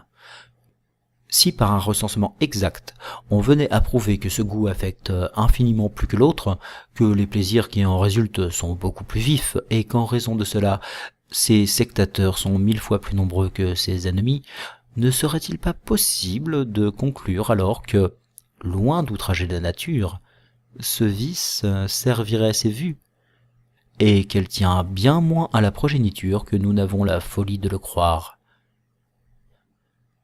Or, en parcourant l'univers, que de peuples ne voyons-nous pas mépriser les femmes?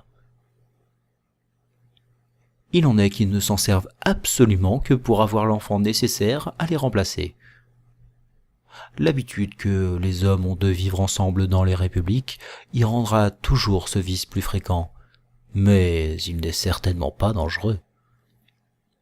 Les législateurs de la Grèce l'auraient-ils introduit dans leur république s'ils l'avaient cru tel? Bien loin de là, ils le croyaient nécessaire à un peuple guerrier. Plutarque nous parle avec enthousiasme du bataillon des amants et des aimés. Eux seuls défendirent longtemps la liberté de la Grèce. Ce vice régna dans l'association des frères d'armes, il la cimenta, les plus grands hommes y furent enclins. L'Amérique entière, lorsqu'on la découvrit, se trouva peuplée de gens de ce goût. À la Louisiane, chez les Illinois, des Indiens vêtus en femmes se prostituaient comme des courtisanes. Les nègres de Bengale entretiennent publiquement des hommes. Presque tous les sérails d'Alger ne sont plus aujourd'hui peuplés que de jeunes garçons.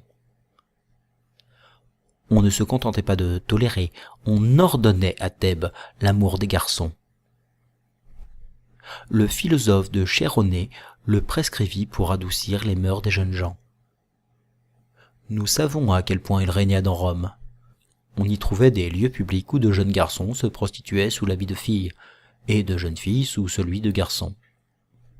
Martial, Catulle, Tibulle, Horace et Virgile écrivaient à des hommes comme à leurs maîtresses, et nous lisons enfin dans Plutarque que les femmes ne doivent avoir aucune part à l'amour des hommes. Les Amaziens de l'île de Crète enlevaient autrefois des jeunes garçons avec les plus singulières cérémonies.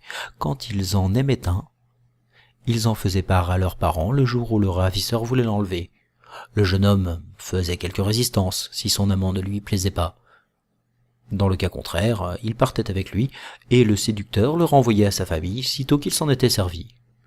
Car dans cette passion comme dans celle des femmes, on en a toujours trop dès qu'on n'en a pas assez. Strabon nous dit que dans cette même île, ce n'était qu'avec des garçons que l'on remplissait les sérails, et on les prostituait publiquement. Veut-on une dernière autorité faite pour prouver combien ce vice est utile dans une république? Écoutons Jérôme le péripatéticien. L'amour des garçons, nous dit-il, se répandit dans toute la Grèce, parce qu'il donnait du courage et de la force, et qu'il servait à chasser les tyrans. Les conspirations se formaient entre les amants, et ils se laissaient plutôt torturer que de révéler leurs complices. Le patriotisme sacrifiait ainsi tout à la prospérité de l'État. On était certain que ces liaisons affermissaient la République. On déclamait contre les femmes, et c'était une faiblesse réservée au despotisme que de s'attacher à de telles créatures. Toujours, la pédérastie fut le vice des peuples guerriers. César nous apprend que les Gaulois y étaient extraordinairement adonnés. Les guerres qu'avaient à soutenir les républiques, en séparant les deux sexes, propagèrent ce vice, et quand on y reconnut des suites si utiles à l'État, la religion le consacra bientôt. On sait que les Romains sanctifièrent les amours de Jupiter et de Ganymède. Sextus Empiricus nous assure que cette fantaisie était ordonnée chez les Perses. Enfin, les femmes, jalouses et méprisées, offrirent à leurs maris de leur rendre le même service qu'ils recevaient des jeunes garçons. Quelques-uns l'essayèrent, et revinrent à leurs anciennes habitudes, ne trouvant pas l'illusion possible. Les Turcs, fort enclins à cette dépravation que Mahomet consacra dans son Alcoran, assurent néanmoins qu'une très jeune vierge peut assez bien remplacer un garçon, et rarement les leurs devinrent femmes avant que d'avoir passé par cette épreuve. Sixte Quint et Sanchez permirent cette débauche. Ce dernier entreprit même de prouver qu'elle était utile à la propagation, et qu'un enfant créé après cette course préalable en devenait infiniment mieux constitué. Enfin, les femmes se dédommagèrent entre elles.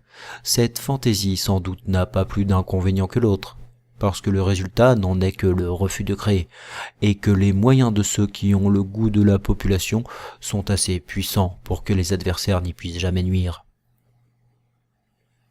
Les Grecs appuyaient de même cet égarement des femmes sur des raisons d'État.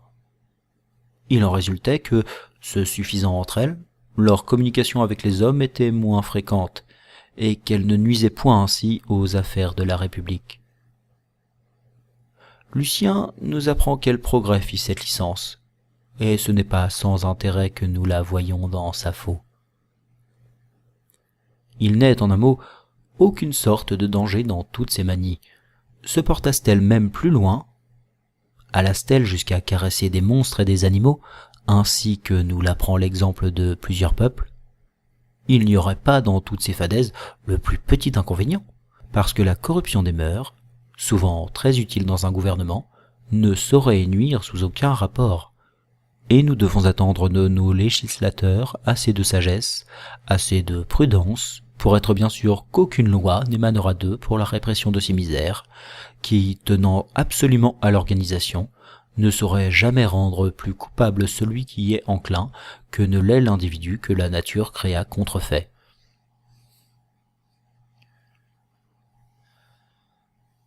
Il ne nous reste plus que le meurtre à examiner dans la seconde classe des délits de l'homme envers son semblable, et nous passerons ensuite à ses devoirs envers lui-même. De toutes les offenses que l'homme peut faire à son semblable, le meurtre est, sans contredit, la plus cruelle de toutes, puisqu'il lui enlève le seul bien qu'il ait reçu de la nature, le seul dont la perte soit irréparable. Plusieurs questions néanmoins se présentent ici, abstraction faite du tort que le meurtre cause à celui qui en devient la victime. Premièrement, cette action, eu égard aux seules lois de la nature, est-elle vraiment criminelle? Deuxièmement, l'est-elle relativement aux lois de la politique? Troisièmement, est-elle nuisible à la société? Quatrièmement, comment doit-elle être considérée dans un gouvernement républicain? Cinquièmement, enfin, le meurtre doit-il être réprimé par le meurtre? Nous allons examiner séparément chacune de ces questions. L'objet est assez essentiel pour qu'on nous permette de nous y arrêter. On trouvera peut-être nos idées un peu fortes. Qu'est-ce que cela fait? N'avons-nous pas acquis le droit de tout dire? Développons aux hommes de grandes vérités, ils les attendent de nous. Il est temps que l'erreur disparaisse, il faut que son bandeau tombe à côté de celui des rois. Le meurtre est-il un crime aux yeux de la nature? Telle est la première question proposée. Nous allons sans doute humilier ici l'orgueil de l'homme, en le rabaissant au rang de toutes les autres productions de la nature, mais le philosophe ne caresse point les petites vanités humaines. Toujours ardent à poursuivre la vérité, il la démêle sous les sots préjugés de l'amour-propre, l'atteint, la développe et la montre hardiment à la terre étonnée. Qu'est-ce que l'homme? Et quelle différence y a-t-il entre lui et les autres plantes, entre lui et tous les autres animaux de la nature? Aucune, assurément. Fortuitement placé comme elle sur ce globe, il est né comme elle, il se propage, croît et décroît comme elle. Il arrive comme elle à la vieillesse et tombe comme elle dans le néant, après le terme que la nature assigne à chaque espèce d'animaux en raison de la construction de ses organes. Si les rapprochements sont tellement exacts qu'ils deviennent absolument impossibles à l'œil examinateur du philosophe d'apercevoir aucune dissemblance, il y aura donc alors tout autant de mal à tuer un animal qu'un homme, ou tout aussi peu de l'un qu'à l'autre. Et dans les préjugés de notre orgueil se trouvera seulement la distance. Mais rien n'est malheureusement absurde comme les préjugés de l'orgueil. Pressons néanmoins la question. Vous ne pouvez disconvenir qu'il ne soit égal de détruire un homme ou une bête. Mais la destruction de tout animal qui a vie n'est-elle pas décidément un mal, comme le croyaient les pythagoriciens, et comme le croient encore quelques habitants des bords du Gange? Avant de répondre à ceci, rappelons d'abord au lecteur que nous n'examinons la question que relativement à la nature. Nous l'envisagerons ensuite par rapport aux hommes. Or, je demande de quel prix peuvent être à la nature des individus qui ne lui coûtent ni la moindre peine ni le moindre soin. L'ouvrier n'estime son ouvrage qu'en raison du travail qu'il lui coûte, du temps qu'il emploie à le créer. Or, l'homme coûte-t-il à la nature? Et en supposant qu'il lui coûte-t-il plus qu'un singe ou qu'un éléphant? Je vais aller plus loin. Quelles sont les matières génératrices de la nature? De quoi se composent les êtres qui viennent à la vie? les trois éléments qui les forment ne résultent-ils pas de la primitive destruction des autres corps? Si tous les individus étaient éternels, ne deviendrait-il pas impossible à la nature d'en créer de nouveaux? Si l'éternité des êtres est impossible à la nature, leur destruction devient donc une de ses lois. Or, si les destructions lui sont tellement utiles qu'elle ne puisse absolument s'en passer, et si elle ne peut parvenir à ses créations sans puiser dans ces masses de destruction que lui prépare la mort, de ce moment, l'idée d'anéantissement que nous attachons à la mort ne sera donc plus réelle. Il n'y aura plus d'anéantissement constaté. Ce que nous appelons la fin de l'animal qui a vie ne sera plus une fin réelle, mais une simple transmutation, dont est la base le mouvement perpétuel, véritable essence de la matière, et que tous les philosophes modernes admettent comme une de ses premières lois. La mort, d'après ses principes irréfutables, n'est donc plus qu'un changement de forme, qu'un passage imperceptible d'une existence à l'autre, et voilà ce que Pythagore appelait la métempsychose. Ces vérités une fois admises, je me demande si l'on pourra jamais avancer que la destruction soit un crime. À dessein de conserver vos absurdes préjugés, oserez-vous me dire que la transmutation est une destruction? Non, sans doute, car il faudrait pour cela prouver un instant d'inaction dans la matière, un moment de repos. Or, vous ne découvrirez jamais ce moment. De petits animaux se forment à l'instant que le grand animal a perdu le souffle, et la vie de ces petits animaux n'est qu'un des effets nécessaires et déterminés par le sommeil momentané du grand. Oserez-vous dire à présent que l'un plaît mieux à la nature que l'autre? Il faudrait prouver pour cela une chose impossible, c'est que la forme longue ou carrée est plus utile, plus agréable à la nature que la forme oblongue ou triangulaire. Il faudrait prouver que, eu égard au plan sublime de la nature, un fainéant qui s'engraisse dans l'inaction et dans l'indolence est plus utile que le cheval dont le service est si essentiel, ou que le bœuf dont le corps est si précieux qu'il n'en est aucune partie qui ne serve. Il faudrait dire que le serpent venimeux est plus nécessaire que le chien fidèle. Or, comme tous ces systèmes sont insoutenables, il faut donc absolument consentir à admettre que, vu l'impossibilité où nous sommes d'anéantir les ouvrages de la nature, qu'attendu la certitude que la seule chose que nous faisons, en nous livrant à la destruction, n'est que d'opérer une variation dans les formes, mais qui ne peut éteindre la vie, il devient alors au-dessus des forces humaines de prouver qu'il puisse exister aucun crime dans la prétendue destruction d'une créature de quelque âge, de quelque sexe, de quelque espèce que vous la supposiez. Conduit plus avant encore par la série de nos conséquences qui naissent toutes les unes des autres, il faudra convenir enfin que, loin de nuire à la nature, l'action que vous commettez en variant les formes de ces différents ouvrages est avantageuse pour elle, puisque vous lui fournissez par cette action la matière première de ces reconstructions, dont le travail lui deviendrait impraticable si vous n'anéantissiez pas. Laissez-la faire, vous dit-on. Assurément, il faut la laisser faire, mais ce sont ces impulsions que suit l'homme quand il se livre à l'homicide. C'est la nature qui le lui conseille, et l'homme qui détruit son semblable est à la nature, ce que lui est à la peste ou à la famine, également envoyé par sa main, laquelle se sert de tous les moyens possibles pour obtenir plutôt cette matière première de destruction absolument essentielle à ses ouvrages. Daignons éclairer un instant notre âme du saint flambeau de la philosophie. Quelle autre voie que celle de la nature nous suggère les haines personnelles, les vengeances, les guerres, en un mot, tous ces motifs de meurtre perpétuel? Or, si elle nous les conseille, elle en a donc besoin. Comment donc pouvons-nous, d'après cela, nous supposer coupables envers elle dès que nous ne faisons que suivre ses vues? Mais en voilà plus qu'il ne faut pour convaincre tout lecteur éclairé qu'il est impossible que le meurtre puisse jamais outrager la nature. Est-il un crime en politique? Osons avouer au contraire qu'il n'est malheureusement qu'un des plus grands ressorts de la politique. N'est-ce pas à force de meurtre que Rome est devenue la maîtresse du monde? N'est-ce pas à force de meurtre que la France est libre aujourd'hui? Il est inutile d'avertir ici qu'on ne parle que des meurtres occasionnés par la guerre, et non des atrocités commises par les factieux et les désorganisateurs. Ceux-là, voués à l'exécution publique, n'ont besoin que d'être rappelés pour exciter à jamais l'horreur et l'indignation générale.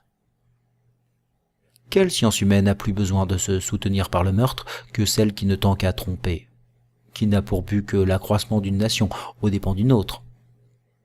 Les guerres, unique fruit de cette barbare politique, sont-elles autre chose que les moyens dont elle se nourrit, dont elle se fortifie, dont elle s'étaie? Et qu'est-ce que la guerre, sinon la science de détruire?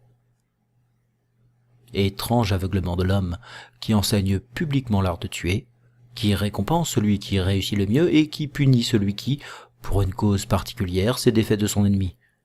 N'est-il pas temps de revenir sur des erreurs si barbares? Enfin, le meurtre est-il un crime contre la société? Qui put jamais l'imaginer raisonnablement? Ah, qu'importe à cette nombreuse société qu'il y ait parmi elles un membre de plus ou de moins. Ses lois, ses mœurs, ses coutumes en seront-elles viciées? Jamais la mort d'un individu influa-t-elle sur la masse générale? Et après la perte de la plus grande bataille, que dis-je, après l'extinction de la moitié du monde, de sa totalité si l'on veut, le petit nombre d'êtres qui pourraient survivre éprouverait-il la moindre altération matérielle? Hélas, non. La nature entière n'en éprouverait pas davantage. Et le sot orgueil de l'homme qui croit que tout est fait pour lui serait bien étonné, après la destruction totale de l'espèce humaine, s'il voyait que rien ne varie dans la nature, et que le cours des astres n'en est seulement pas retardé. Poursuivons. Comment le meurtre doit-il être vu dans un état guerrier et républicain? Il serait assurément du plus grand danger, ou de jeter de la défaveur sur cette action, ou de la punir. La fierté du républicain demande un peu de férocité. S'il s'amollit, son énergie se perd, il sera bientôt subjugué. Une très singulière réflexion se présente ici. Mais, comme elle est vraie, malgré sa hardiesse, je la dirai. Une nation qui commence à se gouverner en république ne se soutiendra que par des vertus. Parce que, pour arriver au plus, il faut toujours débuter par le moins. Mais une nation déjà vieille et corrompue, qui, courageusement, secourra le joug de son gouvernement monarchique pour en adopter un républicain, ne se maintiendra que par beaucoup de crimes. Car elle est déjà dans le crime, et si elle voulait passer du crime à la vertu, c'est-à-dire d'un état violent dans un état doux, elle tomberait dans une inertie dont sa ruine certaine serait bientôt le résultat. Que deviendrait l'arbre que vous transplanteriez d'un terrain plein de vigueur dans une plaine sablonneuse et sèche? Toutes les idées intellectuelles sont tellement subordonnées à la physique de la nature que les comparaisons fournies par l'agriculture ne nous tromperont jamais en morale. Les plus indépendants des hommes, les plus rapprochés de la nature, les sauvages, se livrent avec impunité journellement au meurtre. À Sparte, à la Cédémone, on allait à la chasse des ilotes, comme nous allons en France à celle des perdrix. Les peuples les plus libres sont ceux qui l'accueillent davantage. À Mindanao, celui qui veut commettre un meurtre est élevé au rang des braves. On le décore aussitôt d'un turban. Chez les Karagos, il faut avoir tué 7 hommes pour obtenir les honneurs de cette coiffure. Les habitants de Bornéo croient que tous ceux qu'ils mettent à mort les serviront quand ils ne seront plus. Les dévots espagnols même faisaient vœu à Saint Jacques de Galice de tuer 12 Américains par jour. Dans le royaume de Tangut, on choisit un jeune homme fort et vigoureux, auquel il est permis, dans certains jours de l'année, de tuer tous ceux qu'il rencontre. Était-il un peuple plus ami du meurtre que les Juifs? On le voit sous toutes ses formes, à toutes les pages de leur histoire. L'empereur et les mandarins de la Chine prennent de temps en temps des mesures pour faire révolter le peuple, afin d'obtenir de ces manœuvres le droit d'en faire un horrible carnage. Que ce peuple mou et efféminé s'affranchisse du joug de ses tyrans, il les assommera à son tour avec beaucoup plus de raison, et le meurtre, toujours adopté, toujours nécessaire, n'aura fait que changer de victime. Il était le bonheur des uns, il deviendra la félicité des autres. Une infinité de nations tolèrent les assassinats publics. Ils sont entièrement permis à Gênes, à Venise, à Naples et dans toute l'Albanie. À Cacciao, sur la rivière de San Domingo, les meurtriers, sous un costume connu et avoué, égorgent à vos ordres et sous vos yeux l'individu que vous leur indiquez. Les Indiens prennent de l'opium pour s'encourager au meurtre. Se précipitant ensuite au milieu des rues, ils massacrent tout ce qu'ils rencontrent. Des voyageurs anglais ont retrouvé cette manie à Batavia. Quel peuple fut à la fois plus grand et plus cruel que les Romains, et quelle nation conserva plus longtemps sa splendeur et sa liberté? Le spectacle des gladiateurs soutint son courage. Elle devenait guerrière par l'habitude de se faire un jeu du meurtre. 12 ou 1500 victimes journalières remplissaient l'arène du cirque. Et là, les femmes, plus cruelles que les hommes, osaient exiger que les mourants tombassent avec grâce et se dessinassent encore sous les convulsions de la mort. Les Romains passèrent de là au plaisir de voir des nains s'égorger devant eux. Et quand le culte chrétien, en infectant la terre, vint persuader aux hommes qu'il y avait du mal à se tuer, des tyrans aussitôt enchaînèrent ce peuple, et les héros du monde en devinrent bientôt les jouets. Partout, enfin, on crut, avec raison, que le meurtrier, c'est-à-dire l'homme qui étouffait sa sensibilité au point de tuer son semblable, et de braver la vengeance publique ou particulière, partout, dis-je, on crut qu'un tel homme ne pouvait être que très courageux, et par conséquent très précieux dans un gouvernement guerrier et républicain. Parcourrons-nous des nations qui, plus féroces encore, ne se satisfirent qu'en immolant des enfants, et bien souvent les leurs. Nous verrons ces actions universellement adoptées, faire même quelquefois partie des lois. Plusieurs peuplades sauvages tuent leurs enfants aussitôt qu'ils naissent. Les mères, sur les bords du fleuve Orénoque, dans la persuasion où elles étaient que leurs filles ne naissaient que pour être malheureuses, puisque leur destination était de devenir les épouses de sauvages de cette contrée qui ne pouvaient souffrir les femmes, les immolaient aussitôt qu'elles leur avaient donné le jour. Dans la Trapobane et dans le royaume de Sopite, tous les enfants difformes étaient immolés par les parents mêmes. Les femmes de Madagascar exposent aux bêtes sauvages ceux de leurs enfants nés sous certains jours de la semaine. Dans les républiques de la Grèce, on examinait soigneusement tous les enfants qui arrivaient au monde, et si l'on ne les trouvait pas conformés de manière à pouvoir défendre un jour la République, ils étaient aussitôt immolés. Là, l'on ne jugeait pas qu'il fût essentiel d'ériger des maisons richement dotées pour conserver cette vieille écume de la nature humaine. Jusqu'à la translation du siège de l'Empire, tous les Romains qui ne voulaient pas nourrir leurs enfants les jetaient à la voirie. Les anciens législateurs n'avaient aucun scrupule de dévouer les enfants à la mort, et jamais aucun de leurs codes ne réprima les droits qu'un père se crut toujours sur sa famille. Aristote conseillait l'avortement, et ces antiques républicains, remplis d'enthousiasme, d'ardeur pour la patrie, méconnaissaient cette commisération individuelle qu'on retrouve parmi les nations modernes. On aimait moins ses enfants, mais on aimait mieux son pays. Dans toutes les villes de la Chine, on trouve chaque matin une incroyable quantité d'enfants abandonnés dans les rues. Un tombereau les enlève à la pointe du jour et on les jette dans une fosse. Souvent, les accoucheuses elles-mêmes en débarrassent les mères, en étouffant aussitôt leurs fruits dans des cuves d'eau bouillante ou en les jetant dans la rivière. À Pékin, on les met dans de petites corbeilles de jonc que l'on abandonne sur les canaux. On écume chaque jour ces canaux et le célèbre voyageur du Halde évalue à plus de 30 000 le nombre journalier qui s'enlève à chaque recherche. On ne peut nier qu'il ne soit extraordinairement nécessaire, extrêmement politique, de mettre une digue à la population dans un gouvernement républicain. Par des vues absolument contraires, il faut l'encourager dans une monarchie. Là, les tyrans n'étant riches qu'en raison du nombre de leurs esclaves, assurément il leur faut des hommes. Mais l'abondance de cette population, n'en doutons pas, est un vice réel dans un gouvernement républicain. Il ne faut pourtant pas l'égorger pour l'amoindrir, comme le disaient nos modernes Dekemwir. Il ne s'agit que de ne pas lui laisser les moyens de s'étendre au-delà des bornes que sa félicité lui prescrit.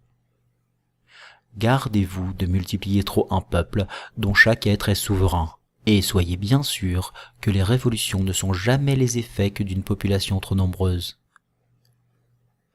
Si, pour la splendeur de l'État, vous accordez à vos guerriers le droit de détruire des hommes, pour la conservation de ce même État, accordez de même à chaque individu de se livrer tant qu'il le voudra, puisqu'il le peut sans outrager la nature, au droit de se défaire des enfants qu'il ne peut nourrir, ou desquels le gouvernement ne peut tirer aucun secours. Accordez-lui de même de se défaire, à ses risques et périls, de tous les ennemis qui peuvent lui nuire, parce que le résultat de toutes ces actions, absolument nulle en elle-même, sera de tenir votre population dans un état modéré et jamais assez nombreux pour bouleverser votre gouvernement. Laissez dire aux monarchistes qu'un État n'est grand qu'en raison de son extrême population. Cet État sera toujours pauvre si la population excède ses moyens de vivre, et il sera toujours florissant si, contenu dans de justes bornes, il peut trafiquer de son superflu. N'élaguez-vous pas l'arbre quand il a trop de branches, et pour conserver le tronc, ne taillez-vous pas les rameaux. Tout système qui s'écarte de ces principes est une extravagance, dont les abus nous conduiraient bientôt au renversement total de l'édifice que nous venons d'élever avec tant de peine. Mais ce n'est pas quand l'homme est fait qu'il faut le détruire afin de diminuer la population. Il est injuste d'abréger les jours d'un individu bien conformé. Il ne l'est pas, je le dis, d'empêcher d'arriver à la vie un être qui certainement sera inutile au monde. L'espèce humaine doit être épurée dès le berceau. C'est ce que vous prévoyez ne pouvoir jamais être utile à la société qu'il faut retrancher de son sein. Voilà les seuls moyens raisonnables d'amoindrir une population dont la trop grande étendue est, ainsi que nous venons de le prouver, le plus dangereux des abus. Il est temps de se résumer. Le meurtre doit-il être réprimé par le meurtre? Non, sans doute. N'imposons jamais au meurtrier d'autre peine que celle qu'il peut encourir par la vengeance des amis ou de la famille de celui qui l'a tué. Je vous accorde votre grâce, disait Louis XV à Charolais, qui venait de tuer un homme pour se divertir. Mais je la donne aussi à celui qui vous tuera. Toutes les bases de la loi contre les meurtriers se trouvent dans ce mot sublime. En un mot, le meurtre est une horreur, mais une horreur souvent nécessaire, jamais criminelle, essentielle à tolérer dans un État républicain. J'ai fait voir que l'univers entier en avait donné l'exemple, mais faut-il le considérer comme une action faite pour être puni de mort? Ceux qui répondront au dilemme suivant auront satisfait à la question. Le meurtre est-il un crime ou ne l'est-il pas? S'il n'en est pas un, pourquoi faire des lois qui le punissent? Et s'il en est un, par quelle barbare et stupide inconséquence le punirez-vous par un crime semblable? Il nous reste à parler des devoirs de l'homme envers lui-même. Comme le philosophe n'adopte ses devoirs qu'autant qu'ils tendent à son plaisir ou à sa conservation, il est fort inutile de lui en recommander la pratique, plus inutile encore de lui imposer des peines s'il y manque. Le seul délit que l'homme puisse commettre en ce genre est le suicide. Je ne m'amuserai point ici à prouver l'imbécilité des gens qui érigent cette action en crime. Je renvoie à la fameuse lettre de Rousseau ceux qui pourraient avoir encore quelques doutes sur cela. Presque tous les anciens gouvernements ont autorisé le suicide, par la politique et par la religion. Les Athéniens exposaient à l'Aréopage les raisons qu'ils avaient de se tuer. Ils se poignardaient ensuite. Toutes les républiques de la Grèce tolèrent le suicide. Il entrait dans le plan des anciens législateurs. On se tuait en public et l'on faisait de sa mort un spectacle d'appareil. La République de Rome encouragea le suicide. Les dévouements si célèbres pour la patrie n'étaient que des suicides. Quand Rome fut prise par les Gaulois, les plus illustres sénateurs se dévouèrent à la mort. En reprenant ce même esprit, nous adoptons les mêmes vertus. Un soldat s'est tué pendant la campagne de 92, du chagrin de ne pouvoir suivre ses camarades à l'affaire de Jemmapes. Incessamment placés à la hauteur de ces fiers républicains, nous surpasserons bientôt leurs vertus. C'est le gouvernement qui fait l'homme. Une si longue habitude du despotisme avait totalement énervé notre courage, il avait dépravé nos mœurs, nous renaissons. On va bientôt voir de quelles actions sublimes est capable le génie, le caractère français quand il est libre.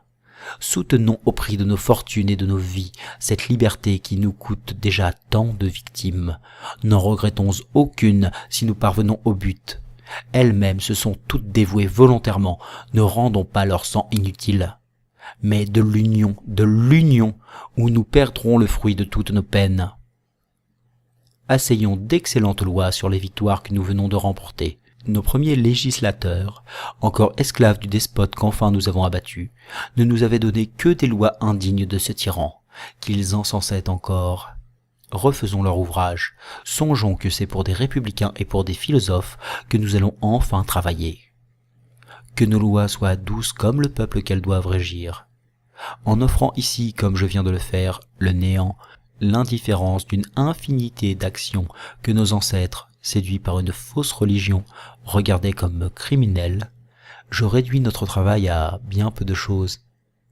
Faisons peu de lois, mais qu'elles soient bonnes. Il ne s'agit pas de multiplier les freins, il n'est question que de donner à celui qu'on emploie une qualité indestructible. Que les lois que nous promulguons n'aient pour but que la tranquillité du citoyen, son bonheur et l'éclat de la République. Mais, après avoir chassé l'ennemi de vos terres, Français, je ne voudrais pas que l'ardeur de propager vos principes vous entraînât plus loin. Ce n'est qu'avec le fer et le feu que vous pourrez les porter au bout de l'univers. Avant que d'accomplir ces résolutions, rappelez-vous le malheureux succès des croisades. Quand l'ennemi sera de l'autre côté du Rhin, croyez-moi, gardez vos frontières et restez chez vous. Ranimez votre commerce, redonnez de l'énergie et des débouchés à vos manufactures, faites refleurir vos arts, encouragez l'agriculture si nécessaire dans un gouvernement tel que le vôtre et dont l'esprit doit être de pouvoir fournir à tout le monde sans avoir besoin de personne. Laissez les trônes de l'Europe s'écrouler d'eux-mêmes. Votre exemple, votre prospérité, les culbuteront bientôt sans que vous ayez besoin de vous en mêler. Invincible dans votre intérieur et modèle de tous les peuples par votre police et vos bonnes lois, il ne sera pas un gouvernement dans le monde qui ne travaille à vous imiter, pas un seul qui ne s'honore de votre alliance. Mais si pour le vain honneur de porter vos principes au loin, vous abandonnez le soin de votre propre félicité, le despotisme qui n'est qu'endormi renaîtra, des dissensions intestines vous déchireront, vous aurez épuisé vos finances et vos soldats, et tout cela pour revenir baiser les fers que vous imposeront les tyrans qui vous auront subjugué pendant votre absence. Tout ce que vous désirez peut se faire sans qu'il soit besoin de quitter vos foyers. Que les autres peuples vous voient heureux, et ils courront au bonheur par la même route que vous leur aurez tracée.